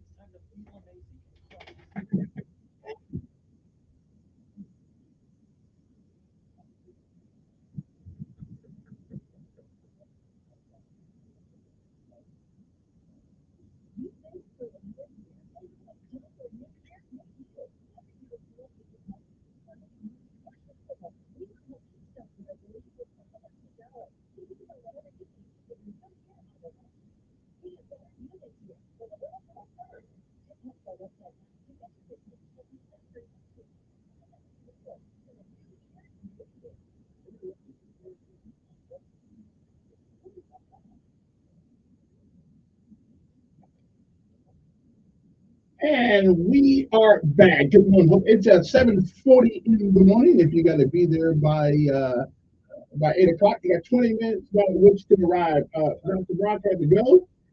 He had to go to his morning ritual, morning, whatever they call it. You know, where they get out there and they galvanize the troops and the soldiers and the young men and women, and they get motivated for the morning. I forgot exactly what they call it. Morning something. You're there. Yes. Doing fine.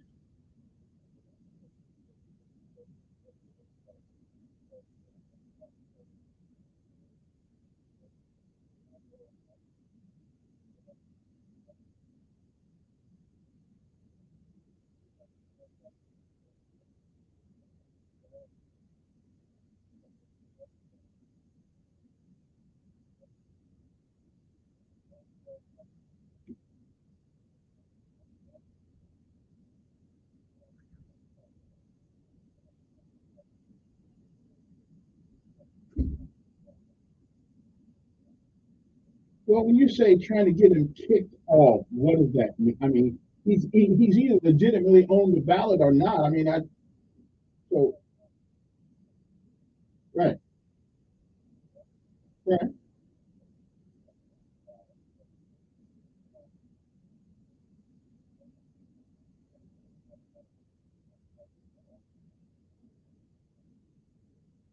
So she's actually on the ballot. She's actually, yeah.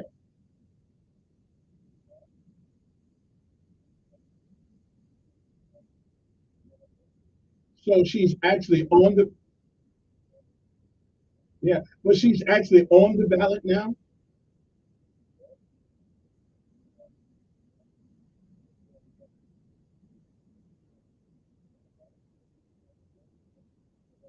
We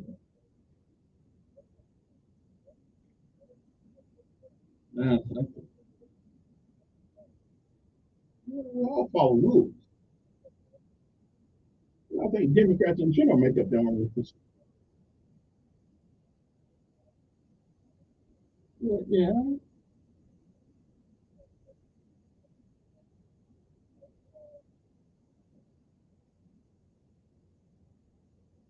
Now, I listen. I don't know what, but wait a minute. Isn't this a question for Chip Hill or some of the folks in his administration? Actually, I never asked him to. Yeah, right. Yeah, well, he'll be here tomorrow.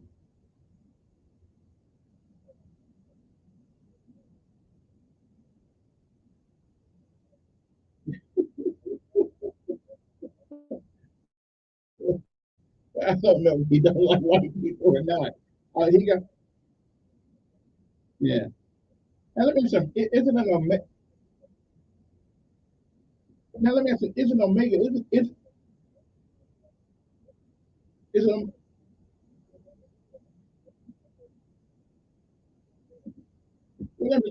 this Omega thing? I think that's a woman's thing, a woman's thing. And then I mean, listen. I didn't attend those things, so I wouldn't know what they are. I know Alpha and all that stuff, and AKA I know they are, a female sorority, but I don't know much about sororities and fraternities. Oh, okay. Okay, which one you belong to? Right, yeah, which one you belong to? Okay. No, that's okay. We can see you later. 7:44 in the morning. Good morning on air. Good morning.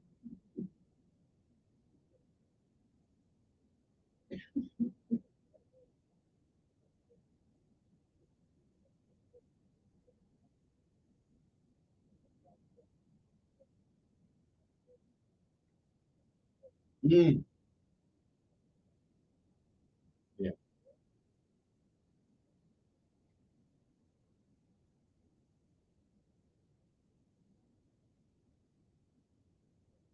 Mm.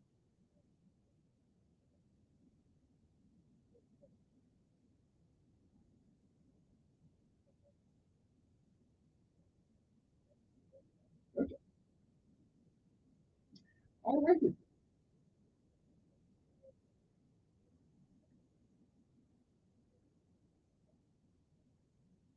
Mm. Mm. Okay. All right. Appreciate it. Now, I got something I want to bring. The United States Supreme Court yesterday did something that was absolutely against America. I don't care what anybody says. They did something that was against America. And noteworthy against Texas. They told the state of Texas that they no longer have the right to protect their borders and protect their citizens from an invasion. Now, some people evidently don't really know what the word invasion means. Okay, it doesn't take guns to have an invasion. There can be an invasion of roaches. There can be an invasion of rats. There can be an invasion of what are those grasshoppers? There can be invasions of many things. Texas. So now I just want to ask. I'm not a constitutional wizard, uh, but I did stand in and support it and defend it. So what my thing is that we are the United States of America, not the United States of America, which means that each state has its own constitution, it has its own legislative body. So how can the Supreme Court of these United States, I think they're a bunch of traitors. You're going to tell this state that they have to let people in who come here erroneously and illegally. Okay? So why not let me go rob the bank? Because that's where I want to be, because that's where the money is. Okay, I think, can we impeach the Supreme Court? Does anybody know? Can we impeach it? I mean, how do you get rid of Supreme Court justice? Has it ever been done in the history of America? How do we get rid of some of them? Seriously, how do you get rid of Supreme Court justices? I guess you got to be impeached by Congress or somebody. How are you going to tell Texas that they have to let people invade their state? What kind of nonsensical thing is this? You thought this would have been it's the razor wire, right? They said, okay, listen, you don't have to worry about the razor wire if you're trying to come here illegally. You got a door you come through. Our country is going to hell. Good morning. Yeah.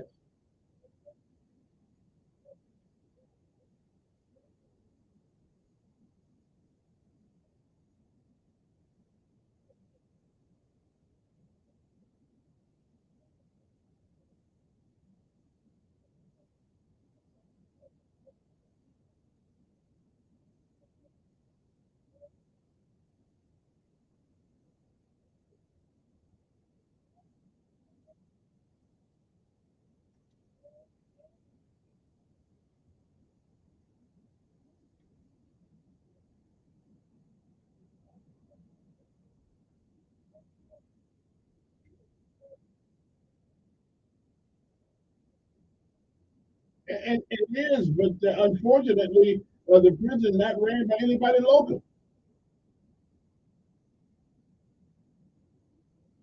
Mm-hmm. Right. But they don't care either.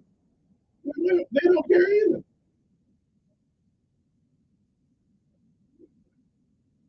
But if they don't know, then they shouldn't be representing you.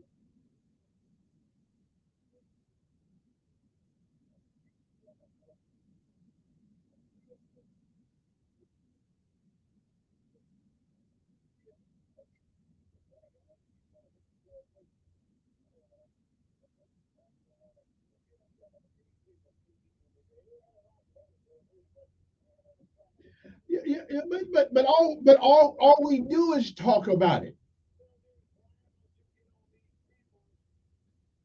because it is the people.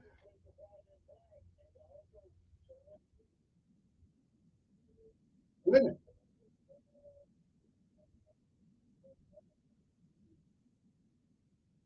because I hear you. Because here's what's going to have to happen. I know. Listen, I think it's a shame to execute a guy twice when you executed him once and you didn't. It didn't do. Now you're going to try to do it again. I think that's cool. I didn't know they were down there. Matter of fact, yeah. All right. Again, until the people who have people in prison are willing to come to Montgomery and go to jail in a civil disobedience order, nobody cares about the people in prison. I do. Of course I do. But I got any power. But if your loved one is stuck in a prison, until you are willing to sacrifice something for them, you know, give some money or whatever, give some money. Until you're willing to do that, people don't care about it. They just don't. Right? And obviously, I've been here for 23 years now in this city, and it's to say Roberta went on national news to talk about the Alabama prison. He was on Ted Koppel to talk about the prison. And you know, good. Until the people who have people in jail, in our prison, resident, they die like I don't know what. Yeah, until the people have to, until you're willing to come to the city of Montgomery, the capital city, by the thousands, like Albert Holmes used to say, and really raise hell. We just walk across the graveyard, act like ain't nobody dead over there. That's all I can tell you. Let me see. What morning is this?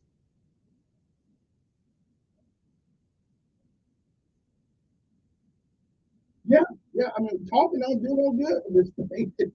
They got to willing to come to town. And when you do it,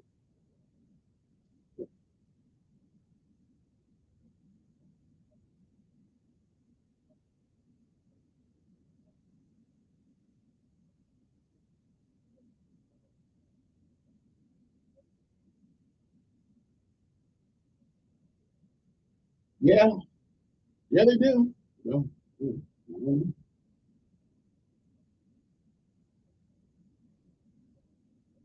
yeah, yeah, yeah,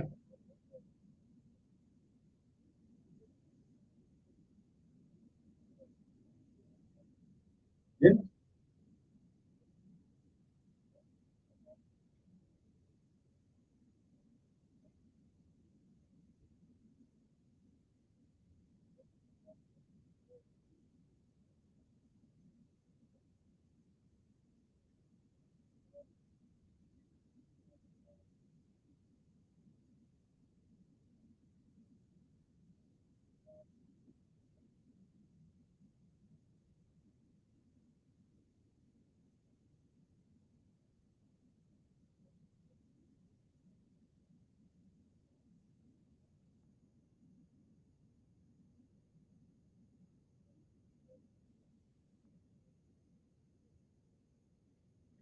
Got me. But I think they did America a disservice yesterday. I'm talking about a big one. And I think we ought to impeach them. Really, those definitely, they're not looking out for the United States of America. You're not a citizen if you broke in here and you invaded our nation. You don't have the rights that citizens do. So, I don't know. Yeah,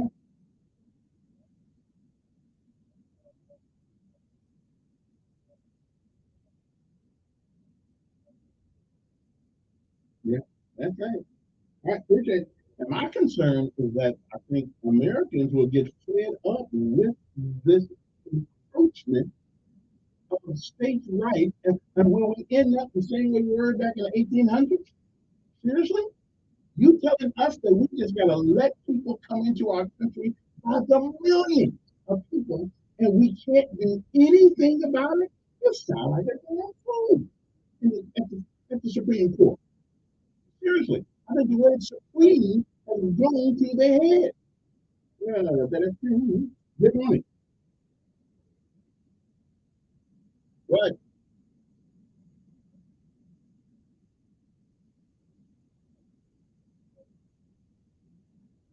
I've read it. I've read it. What you doing?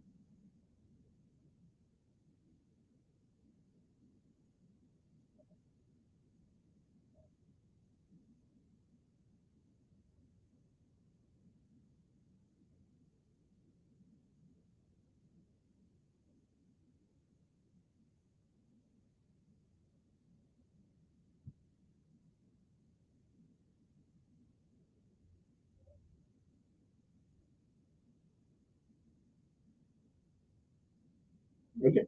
All right. Appreciate it. Good morning on air. Yeah.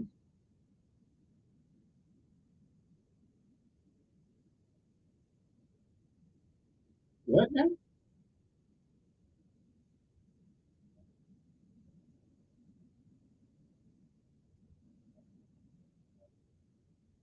Well, we are. Well, wait a minute. They didn't rule against him. They ruled against the governor of Texas, and he didn't have a right to put up razor wire to protect his border of, of an invasion.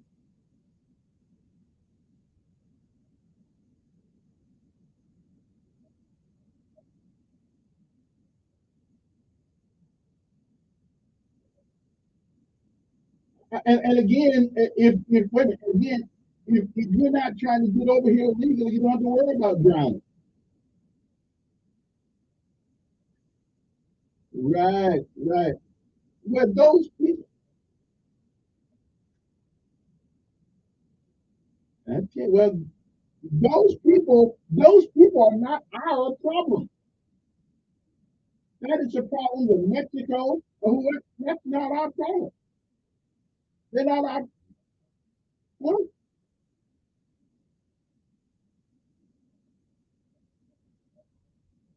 exactly.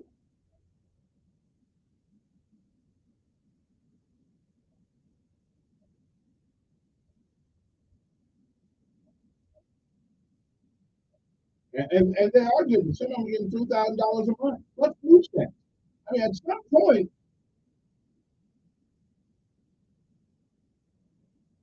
well, it just seems to me at some point something's gonna have to give. This bathtub's gonna run out, gonna be too much water. Something's got to give. I mean, when I wore that uniform, it was to protect the United States of America, not anybody coming from Venezuela, not anybody coming from Mexico, not anybody coming for the citizens of the United States of America. That's it. You take care of your own family first. Anyway, we'll be back. Everybody disagree? 860-434. We'll be back.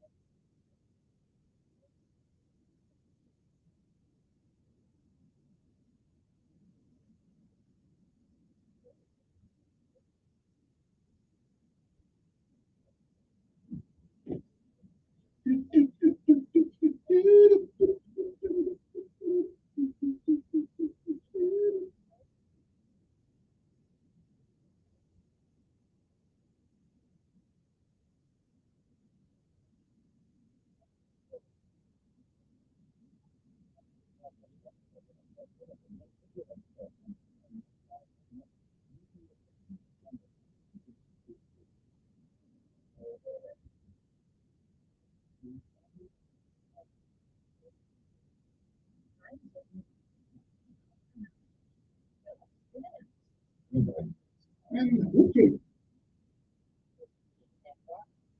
cares about the outside?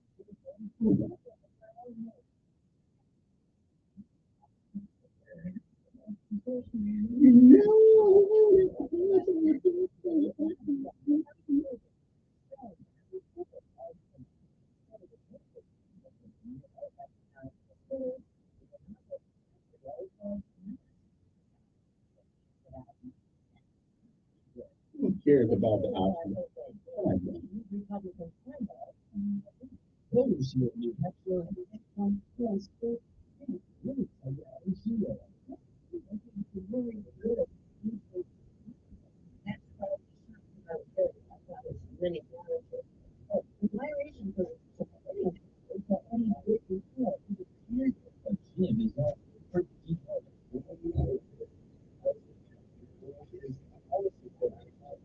policy focus is doing the work of finding a way to get those class that are going national debt, healthcare costs, inflation, order, and homeless.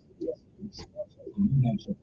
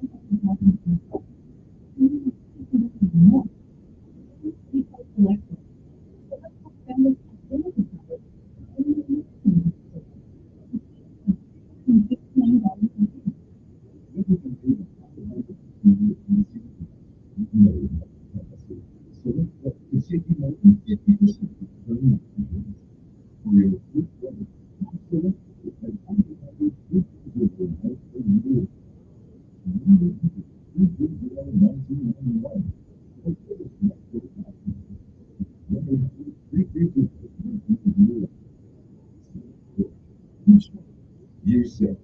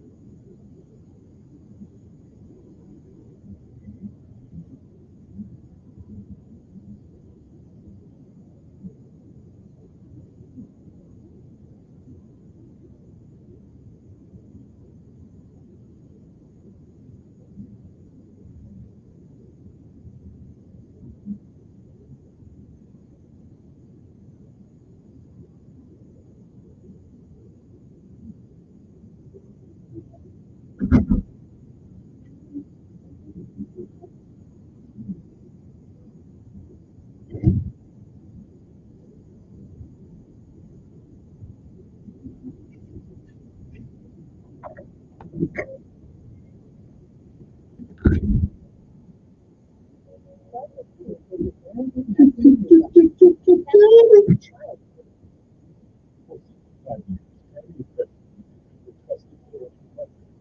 we're proud to extend that trust to insurance services, better protection of the public, new coverage that additional features. Our tiers is valued every step of the way. Service and non-value. Or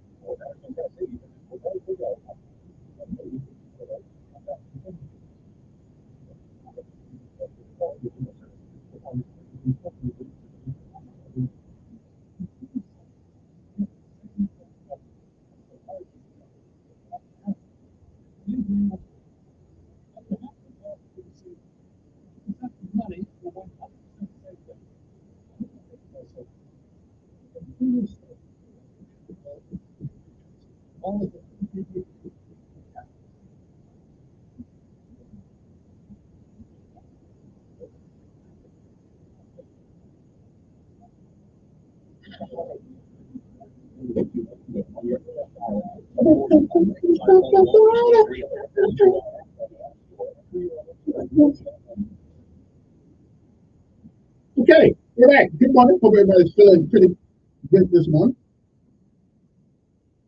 Yeah, happy feeling. That's what we want to do. 8:07 in the morning, right here on News Radio 1440. What's everyone's mind this morning? First of all, we're going to tell you what's on the city council meeting tonight, just in case you need to get down there and, see what's happening. I need to be in the planning commission. No. Okay. Anyway, tonight, there is a city council meeting tonight. You might want to make your way down, or listen, of course, like, you can watch it on TV. It's better watching on TV than just go down there sometimes. Anyway, they got a regular meeting. The agenda is tonight at 5:00 p.m. at the council auditorium.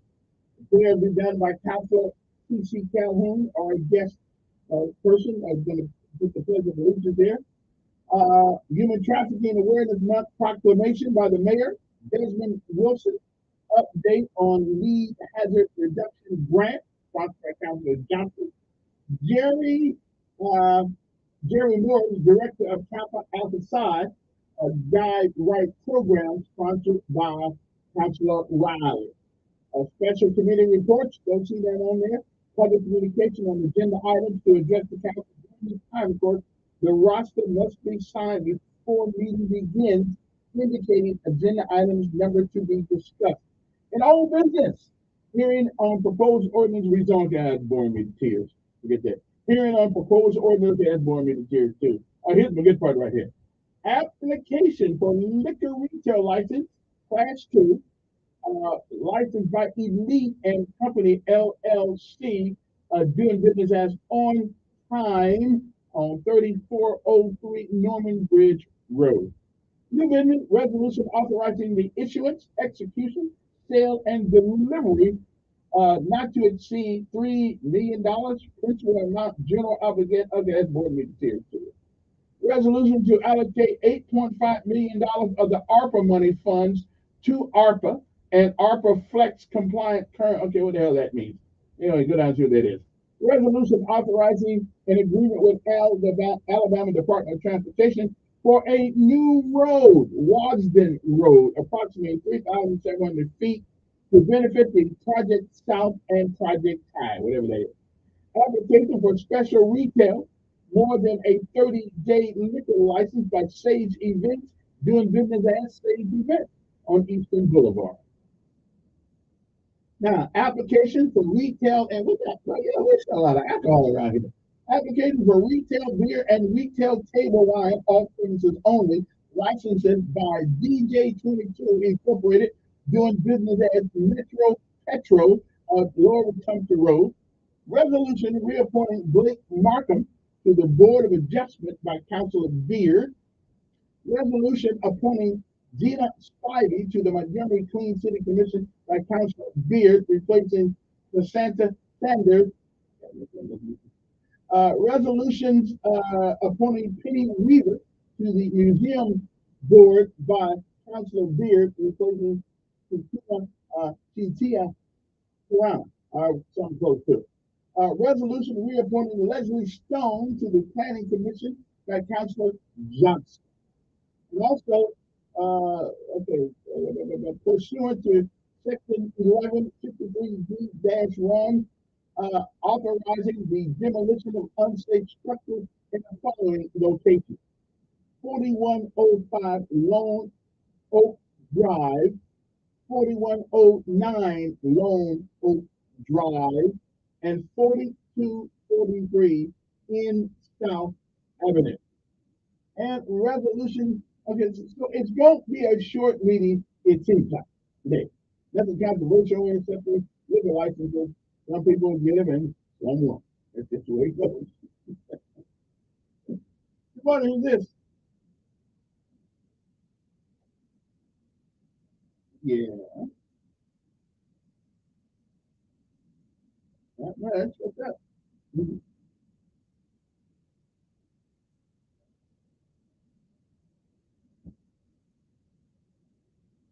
That's one example what the Supreme Court told Texas they don't have the right to protect their voters.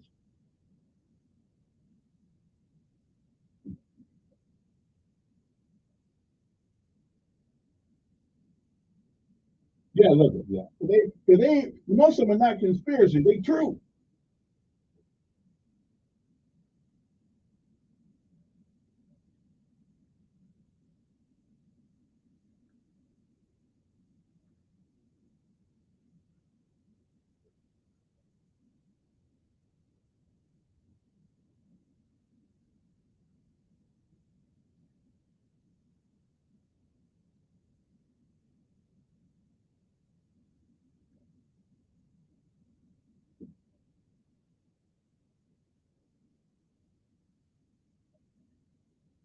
Well, I don't put anything.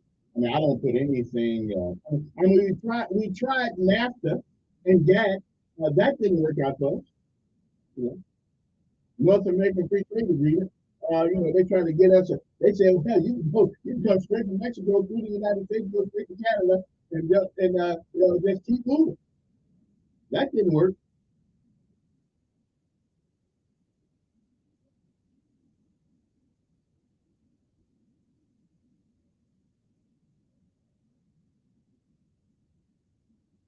Mm-hmm.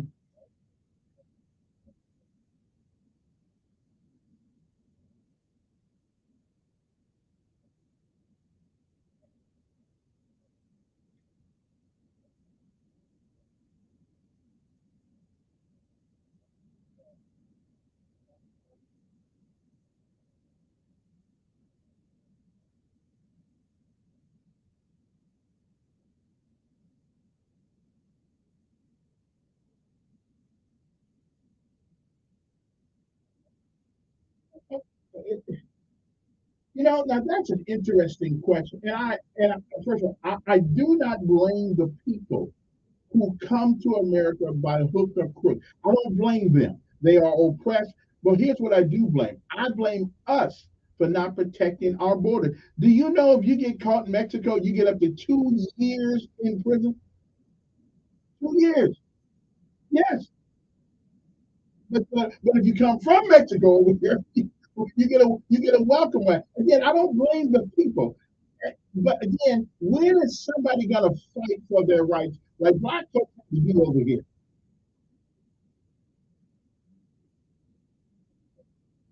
Yeah.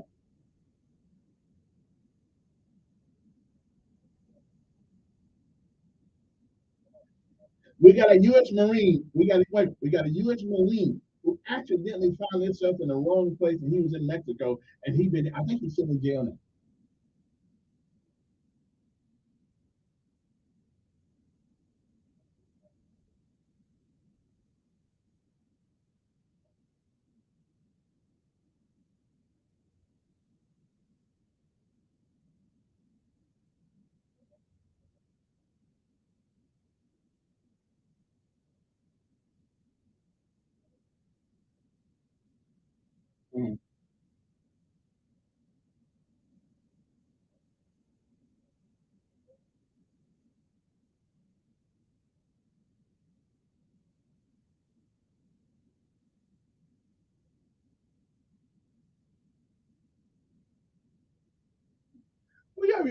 So do you believe that anybody should just be able to come over here anytime they want to? And why would that be? Why would that be? I mean, and make me understand that we are a country, a sovereign country. Why we would allow people who we know not their origin just come across the border to the United States in masses of millions of people. Talk me through that. Talk me through why do you think that's a good idea for America? Well, it's a matter of physics. It's a matter of physics. We do not have the resources to take care of the world. We don't need the whole world to come. We don't need to. We are a nation of 330 million people. Yeah.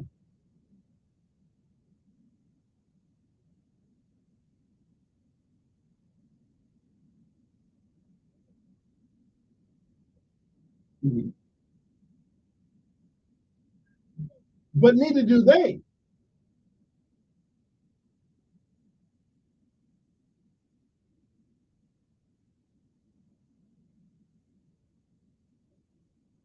Mhm.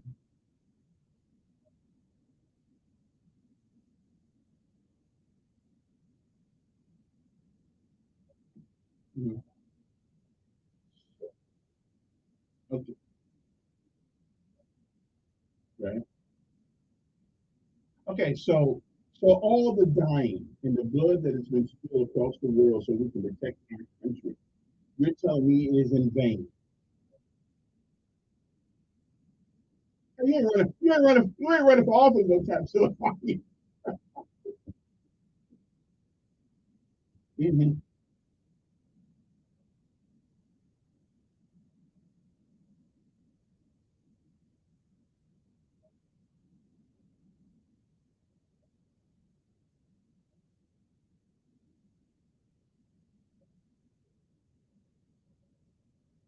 Mhm.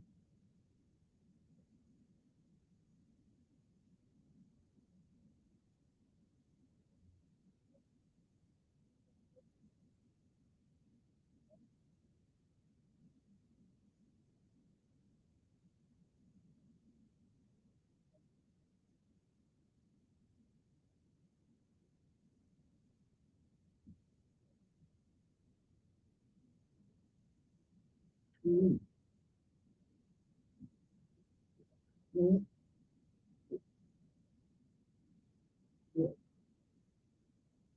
Okay, so let's put that in a bigger scale then. Somebody tries to attack me, or somebody tries to attack you. If I can't, I'm gonna help. But you don't have this. You don't have the same consistency if they try to attack our country. Okay.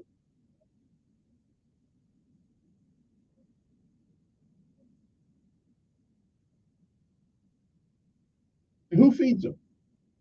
Who feeds them? Now, who feeds them and houses them? Where do they go for education? Hmm. Hmm.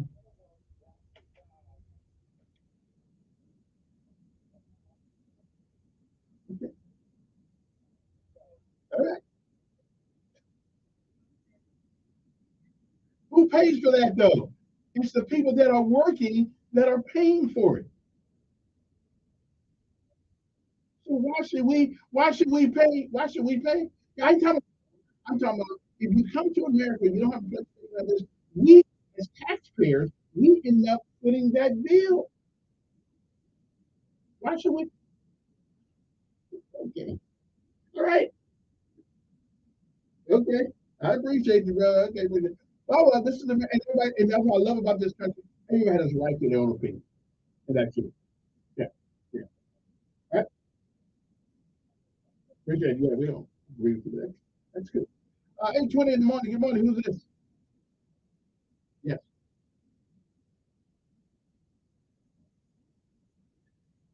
Uh, yes, yes, yes. If but the Constitution does,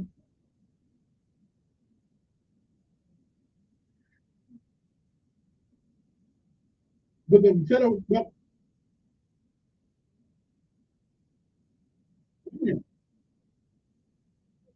Right. This is an invasion. This is an invasion. They're not going through the immigration process.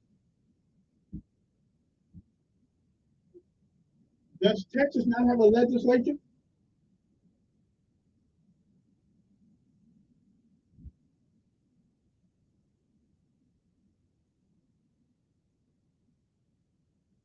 And does not the state of Texas, state of Alabama, do we not have our own constitution?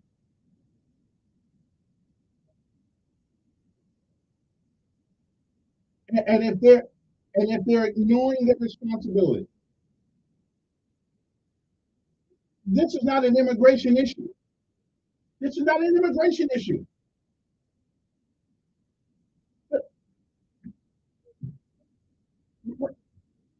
I agree with you. I agree with you.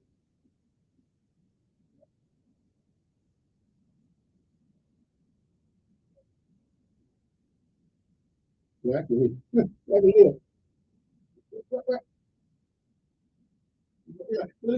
But again, immigration, right? Immigration is a process by which people enter this country legally. This is not an immigration issue. Right, let me do that. But this is not an immigration issue, though. Okay, I appreciate it. This is not an immigration issue. They're not trying to immigrate. They're invading America. Okay, they're not immigrating. Immigration is the process of coming into this country illegally. It's not an immigration issue. It's an invasion issue. Good morning. Yes.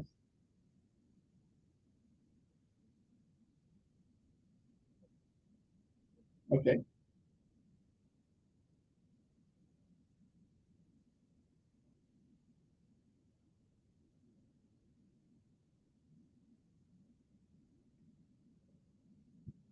As long as that government is doing it constitutionally. Yes. Yeah. Mm-mm. The federal government has to abide by the Constitution also. Yeah.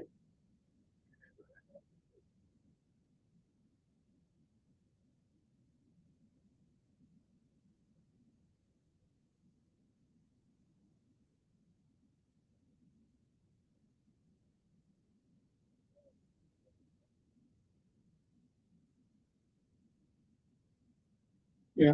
Mm-hmm.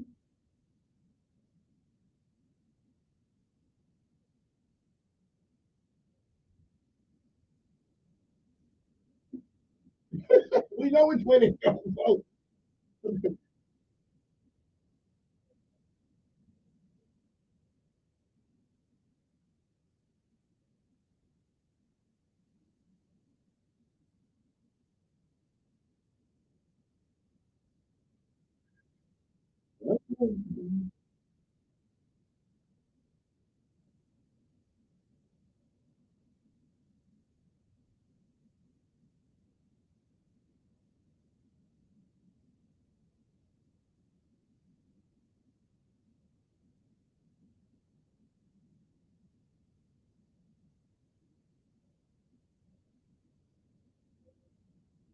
Okay. Yeah. And I felt that. I felt that's what he meant. I felt that's what he meant. But his, okay. All right. Well, again, again, I appreciate you. I'm lost because immigration is a process by which people enter this country legally. If you're not entering this country legally, it is not an immigration issue. Okay. Now I can understand the federal government says we are closing down the immigration office from 12 to 12 every day. Well, since immigration comes under the federal government, I would understand by the federal government. We say, oh no, it's got to be 24 hours. That's fine. But and what is the word invasion? Evidently, some people just don't know the definition of the word. I looked it up last night a couple of times after the Supreme Court ruling. An invasion. It is an instance of invading a country or region, okay, according to one an armed force. Okay, so somebody, well, they don't have any guns. Okay, all right. An unwelcome intrusion into another domain. And that domain is the United States of America. How about this one? An incursion by a large number of people or things into a space or sphere of activity. We are being invaded. And again, I don't blame the people for coming. Hell, if I was there, I'd come too. Okay? But somebody has a responsibility of protecting our borders. And evidently, the federal government's not going to do it. So I think the state of Texas, state of Alabama, state of Florida, all these border places ought to have a right to protect their own borders. Good morning. Good morning. I don't think we have one.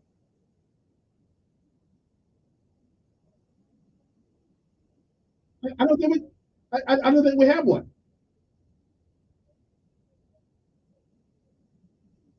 No. There are certain countries. Cuba. Cuba had one where it's called wet. It's called what? Well, you tell me. Does it say come on in? Does it say come on in?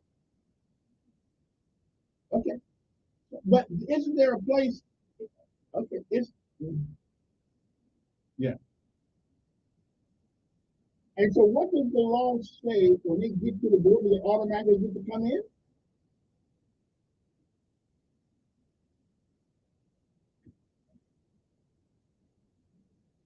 Yeah.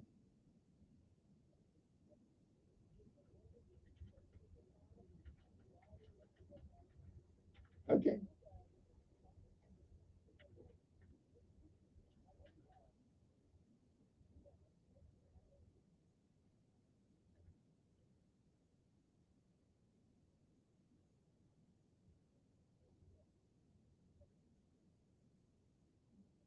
But show me where the law says you can come to our border under false pretenses.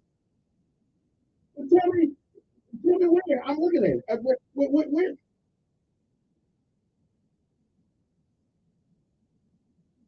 Again, that's a process by which to prove that you are legitimately have an asylum issue. Yeah.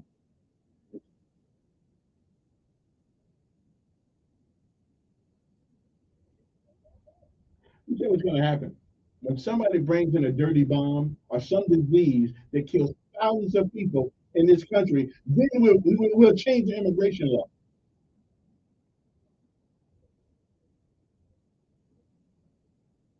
Yeah. Okay. Okay. No. We had 1.0. I'm waiting for 2.0 hit. Okay.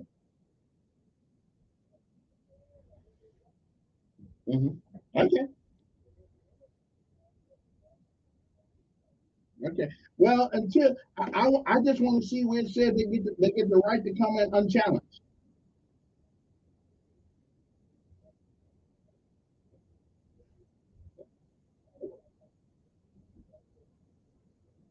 Okay. All right. All right. Hey, gotta go. Gotta take a break. We'll be back. Anything can be misconstrued and misinterpreted. I guess although I can't expect people to understand the immigration law, because we can't even understand the Bible.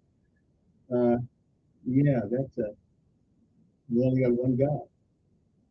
Okay, we'll be back.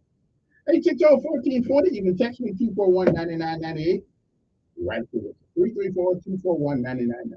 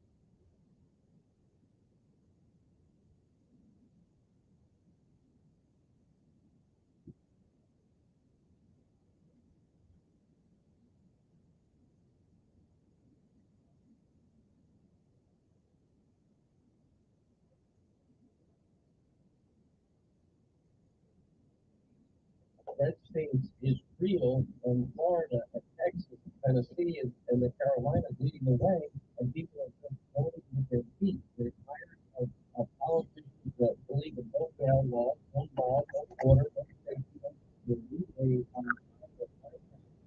there's certainly no real benefit for the people in these states. If you look at Florida, the higher population in New York, they have no state income tax, they have no infrastructure, and their budget is less than half of that of New York State.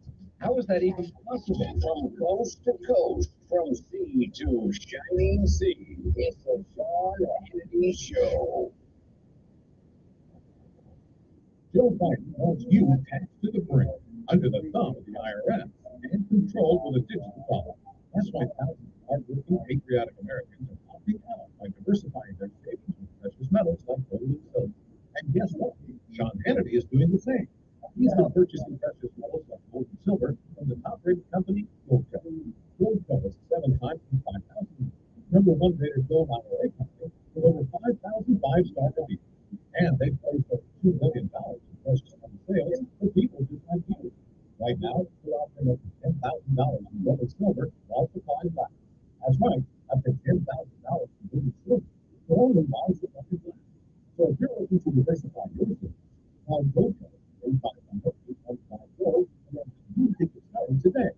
Go ahead and you can qualify for up to $10,000 in gold and silver. Call Goldco 855-815 Gold. That's 855-815 Gold.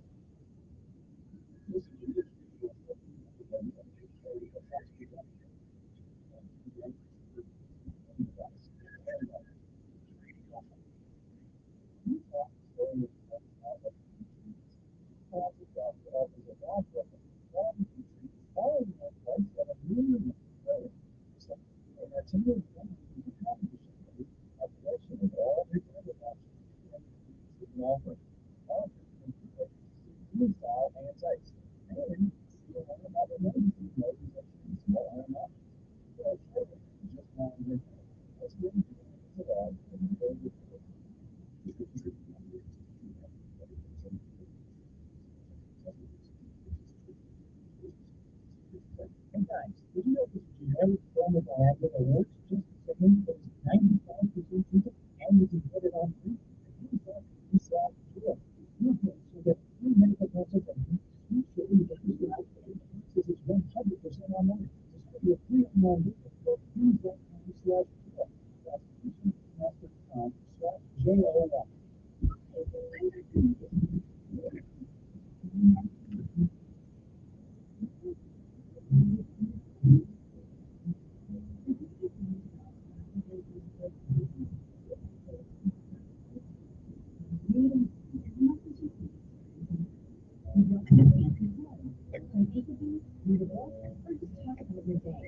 For more information on baby brain development, talk with your pediatrician or visit healthychildren.org.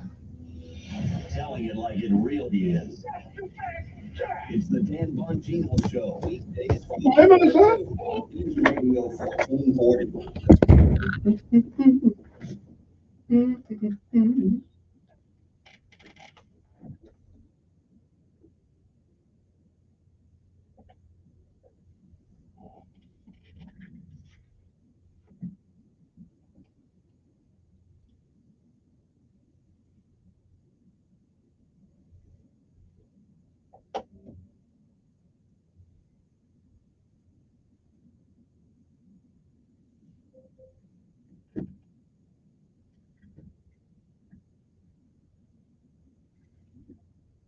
Okay, I'm here. Oh yeah, look, very white for you this morning. I'm trying to calm myself down here because of this thing right here. You know, when the Supreme Court made that ruling last night, I was wondering who in the hell was up there. And here's the question: after entering the United States of America legally through a port of entry and requesting asylum, are refugees allowed to move around freely within the country? I would think if they did it legally, I think they would be. Yes, refugees who entered the United States illegally through a port of entry and request asylum are generally allowed to move around freely within the country while their asylum claims are being processed, which means they're like that. But all I say is let's just do it legally. But anyway, the world full of cowards. Really? I mean, seriously? They don't want to fight in their own home. They don't want to fight for their own land, the place they were born. Really? You don't want to, put it on the line? I don't know. Well, I don't know. Good morning, 8:38 in the morning. Yeah.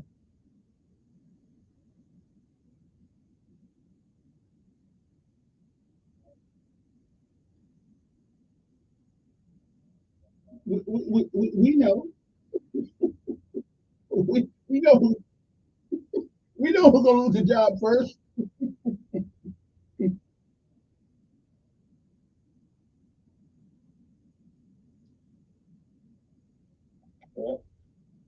It seems to be that the ain't black folks here. Matter of fact, I think there's only one black gas station in Montgomery, I believe, and that's over there on Holland Avenue.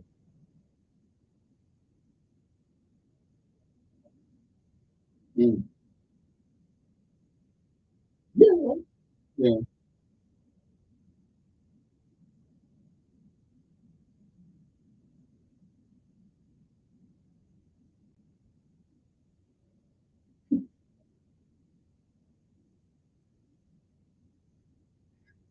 But if you do, and let's think about this.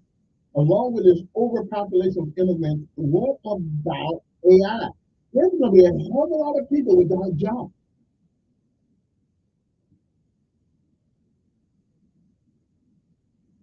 Which I'm not mad at them. Again, I'm not. You can't be mad at them for coming here and trying to do the things that we should be trying to do, but you can't let the government help them.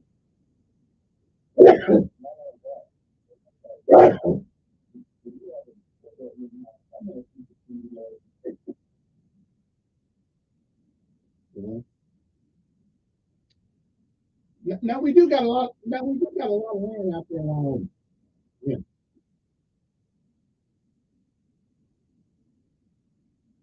Yeah.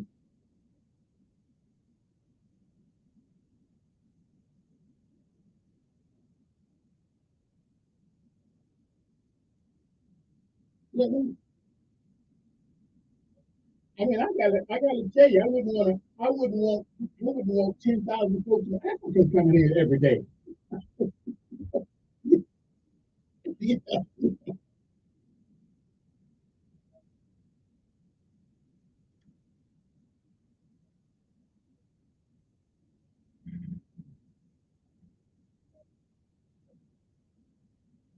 Mm.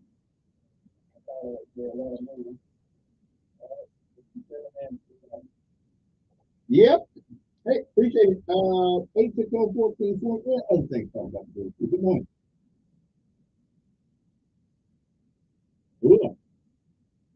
Okay then, right on. We're running on to other things this morning. City council meeting tonight at 5 o'clock, so you might want to go in and see what's happening. It's not a whole lot of things on the agenda today because it's just not a whole lot of things over. Mm-hmm. Anything else on your day? So I get the agenda for the city council. That's okay. Do I have a mhm. Oh, don't forget the word of the day is misanthrope, which means somebody who hates people in general. That's not me. I love it. I do. I do think that our party is running over right now. But that's okay. It's not me. All right then. What else is going on? Let me see here. What else did I have to put in here? Oh, a pastor in Bryan, Ohio, has pleaded not guilty during an arraignment for municipal court in Bryan, Ohio, after opening the doors of his church for 24 hours a day last March to anyone in need of a place to rest or get out of the cold. Pastor Charles Abel of Dad's Place faces numerous zoning code violations. We'll see, but I'm just praising God that at least as of now, if I'm understanding correctly, that people can stay. So evidently that's a zoning problem up there. And And you want to have people living in there, so we rather they just, have them stand outside, I guess. I don't know. Also, what are we celebrating today? Well, we're celebrating National Pie Day today. So if you like pie, grab a slice, celebrate the simple and delicious pleasure of eating a good pie, like some key lime pie. Let me see what else we're celebrating today. International Sticky Toffee Pudding Day. Don't know what that is, but I'll go along with it. Measure Your Feet Day. Don't take much from me. I wear 8.5. Sorry about that. That's just the way it goes. My son wears 13. So what can I tell you? National Aiden Day. If your name is Aiden, congratulations. National King Day. Okay? If your name is just last name King or the first name King, that's good. National Pedro Day. If your name is Pedro, we honor all Pedros in the world, regardless of their age. Right on. National Report Pharmaceutical Fraud Day. Leave that one alone. National Rhubarb Pie Day. I don't know what a rhubarb is, but I heard about it, but it doesn't sound good. I'm just saying. Yeah, I don't know. No Plow Mailbox Hockey Day. Speak Up and Succeed Day today. Okay? I'm just saying. And another thing, we got the youngest son of Martin Luther King, Dexter Scott King, the son of Martin Luther King, died of prostate cancer at the young age of 62. Dexter Scott King is the third child of Reverend Martin Luther King Jr., and Coretta Scott King died Monday after a valiant battle with prostate cancer. The King Center said in the statement. King was 62 years old, named after an Alabama church where his father served as pastor and was 7 years old when the Civil Rights Monument icon was assassinated in 1968.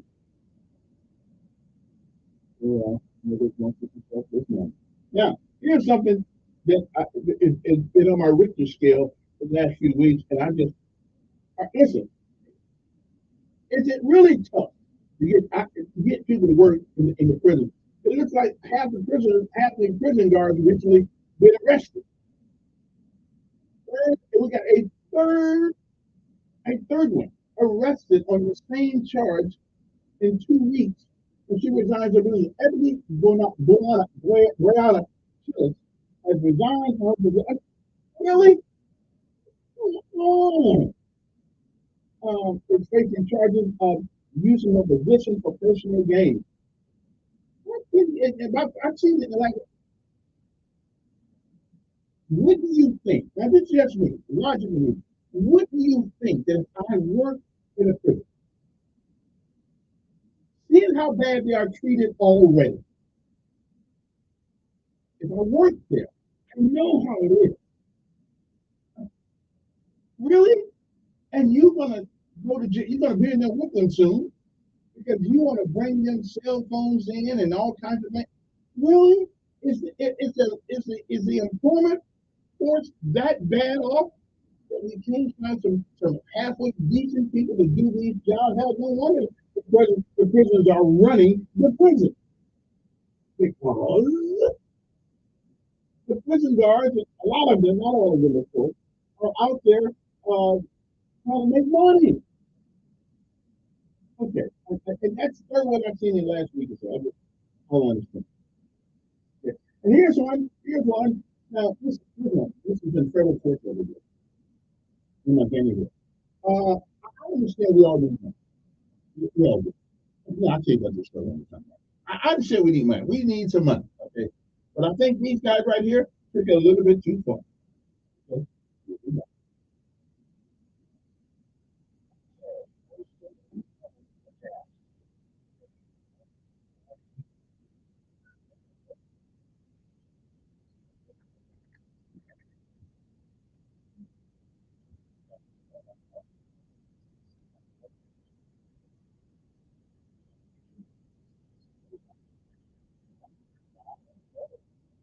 Temperatures on the way today.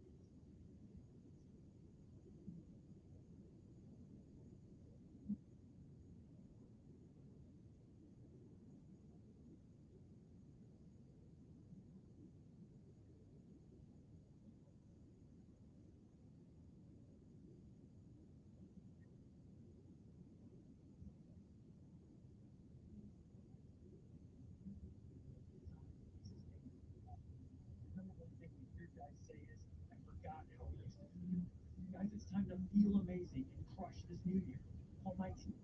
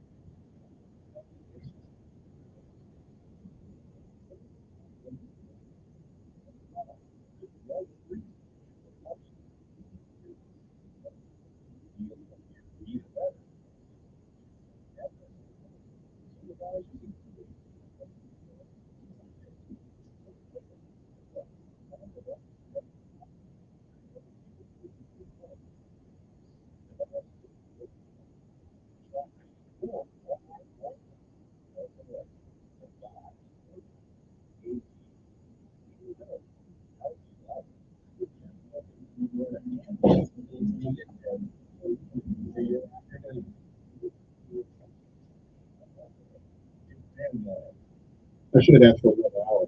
8:51 in the morning, good morning, Mr. Hope.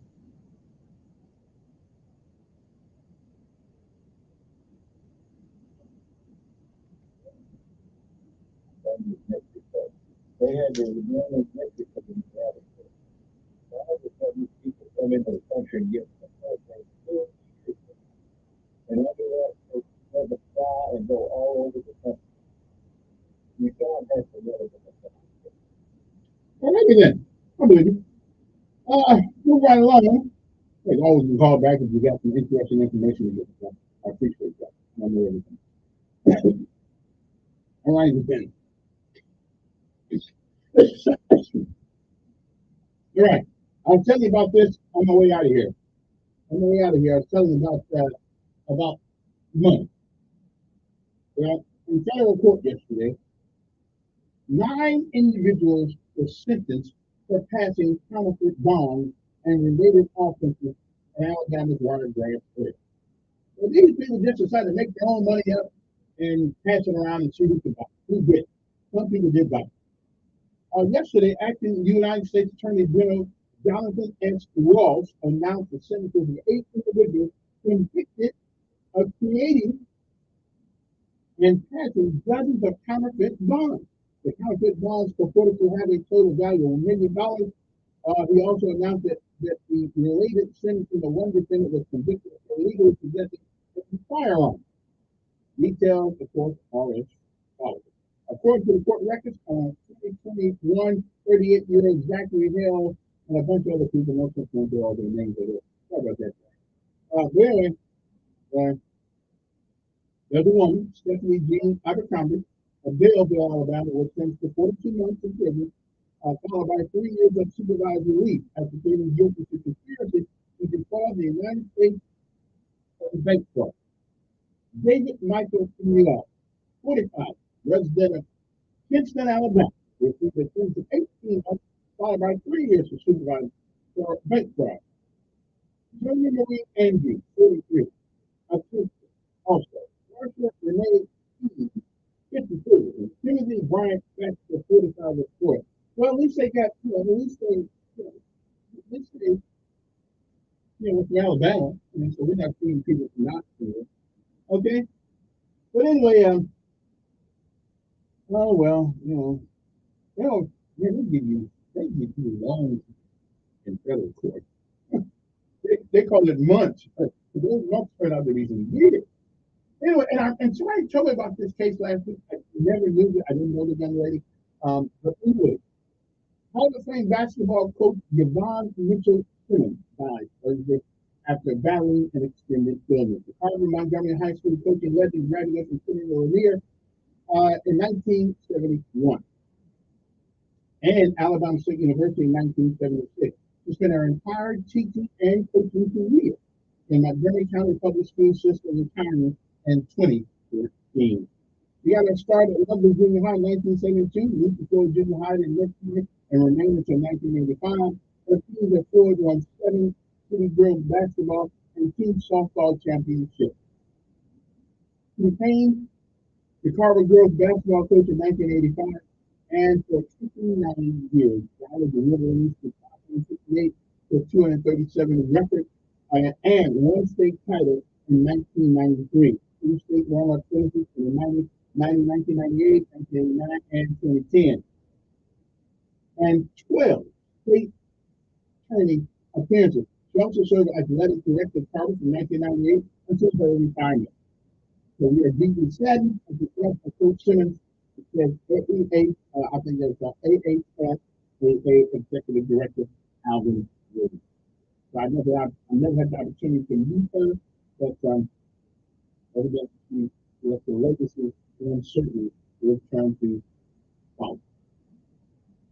And Kennedy Jr., independent president of Canada, Robert F. Kennedy Jr., will speak at the University of Alabama on January the 24th, which is tomorrow. I like the way you say tomorrow down here. The day tomorrow is tomorrow. I got that from George C. Wallace. Segregation now, segregation tomorrow. I got that from him. Tomorrow. Good morning. Yes.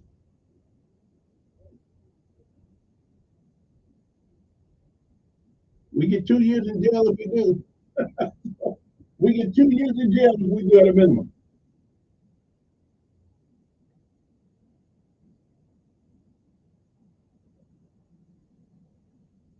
Yeah. Well, we know who's going to get put out of the jobs. We know who's going to economically going to be burdened the most. And we know, and if they're not willing to fight, hey. Yeah. Yeah. Well, it can be potential. Potentially, they like that guy yesterday said. They called him at the border. He said, "You don't know who I am, but you will know who I am soon." Uh-oh.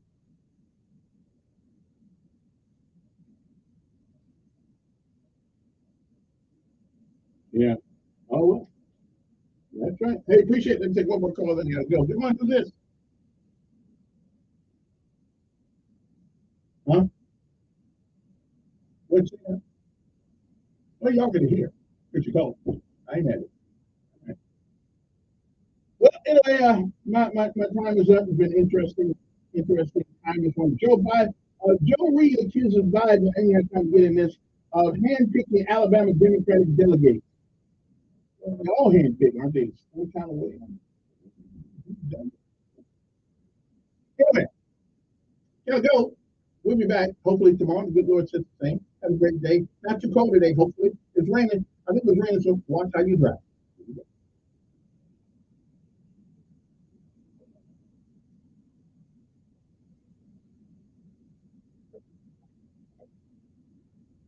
News Radio 1440.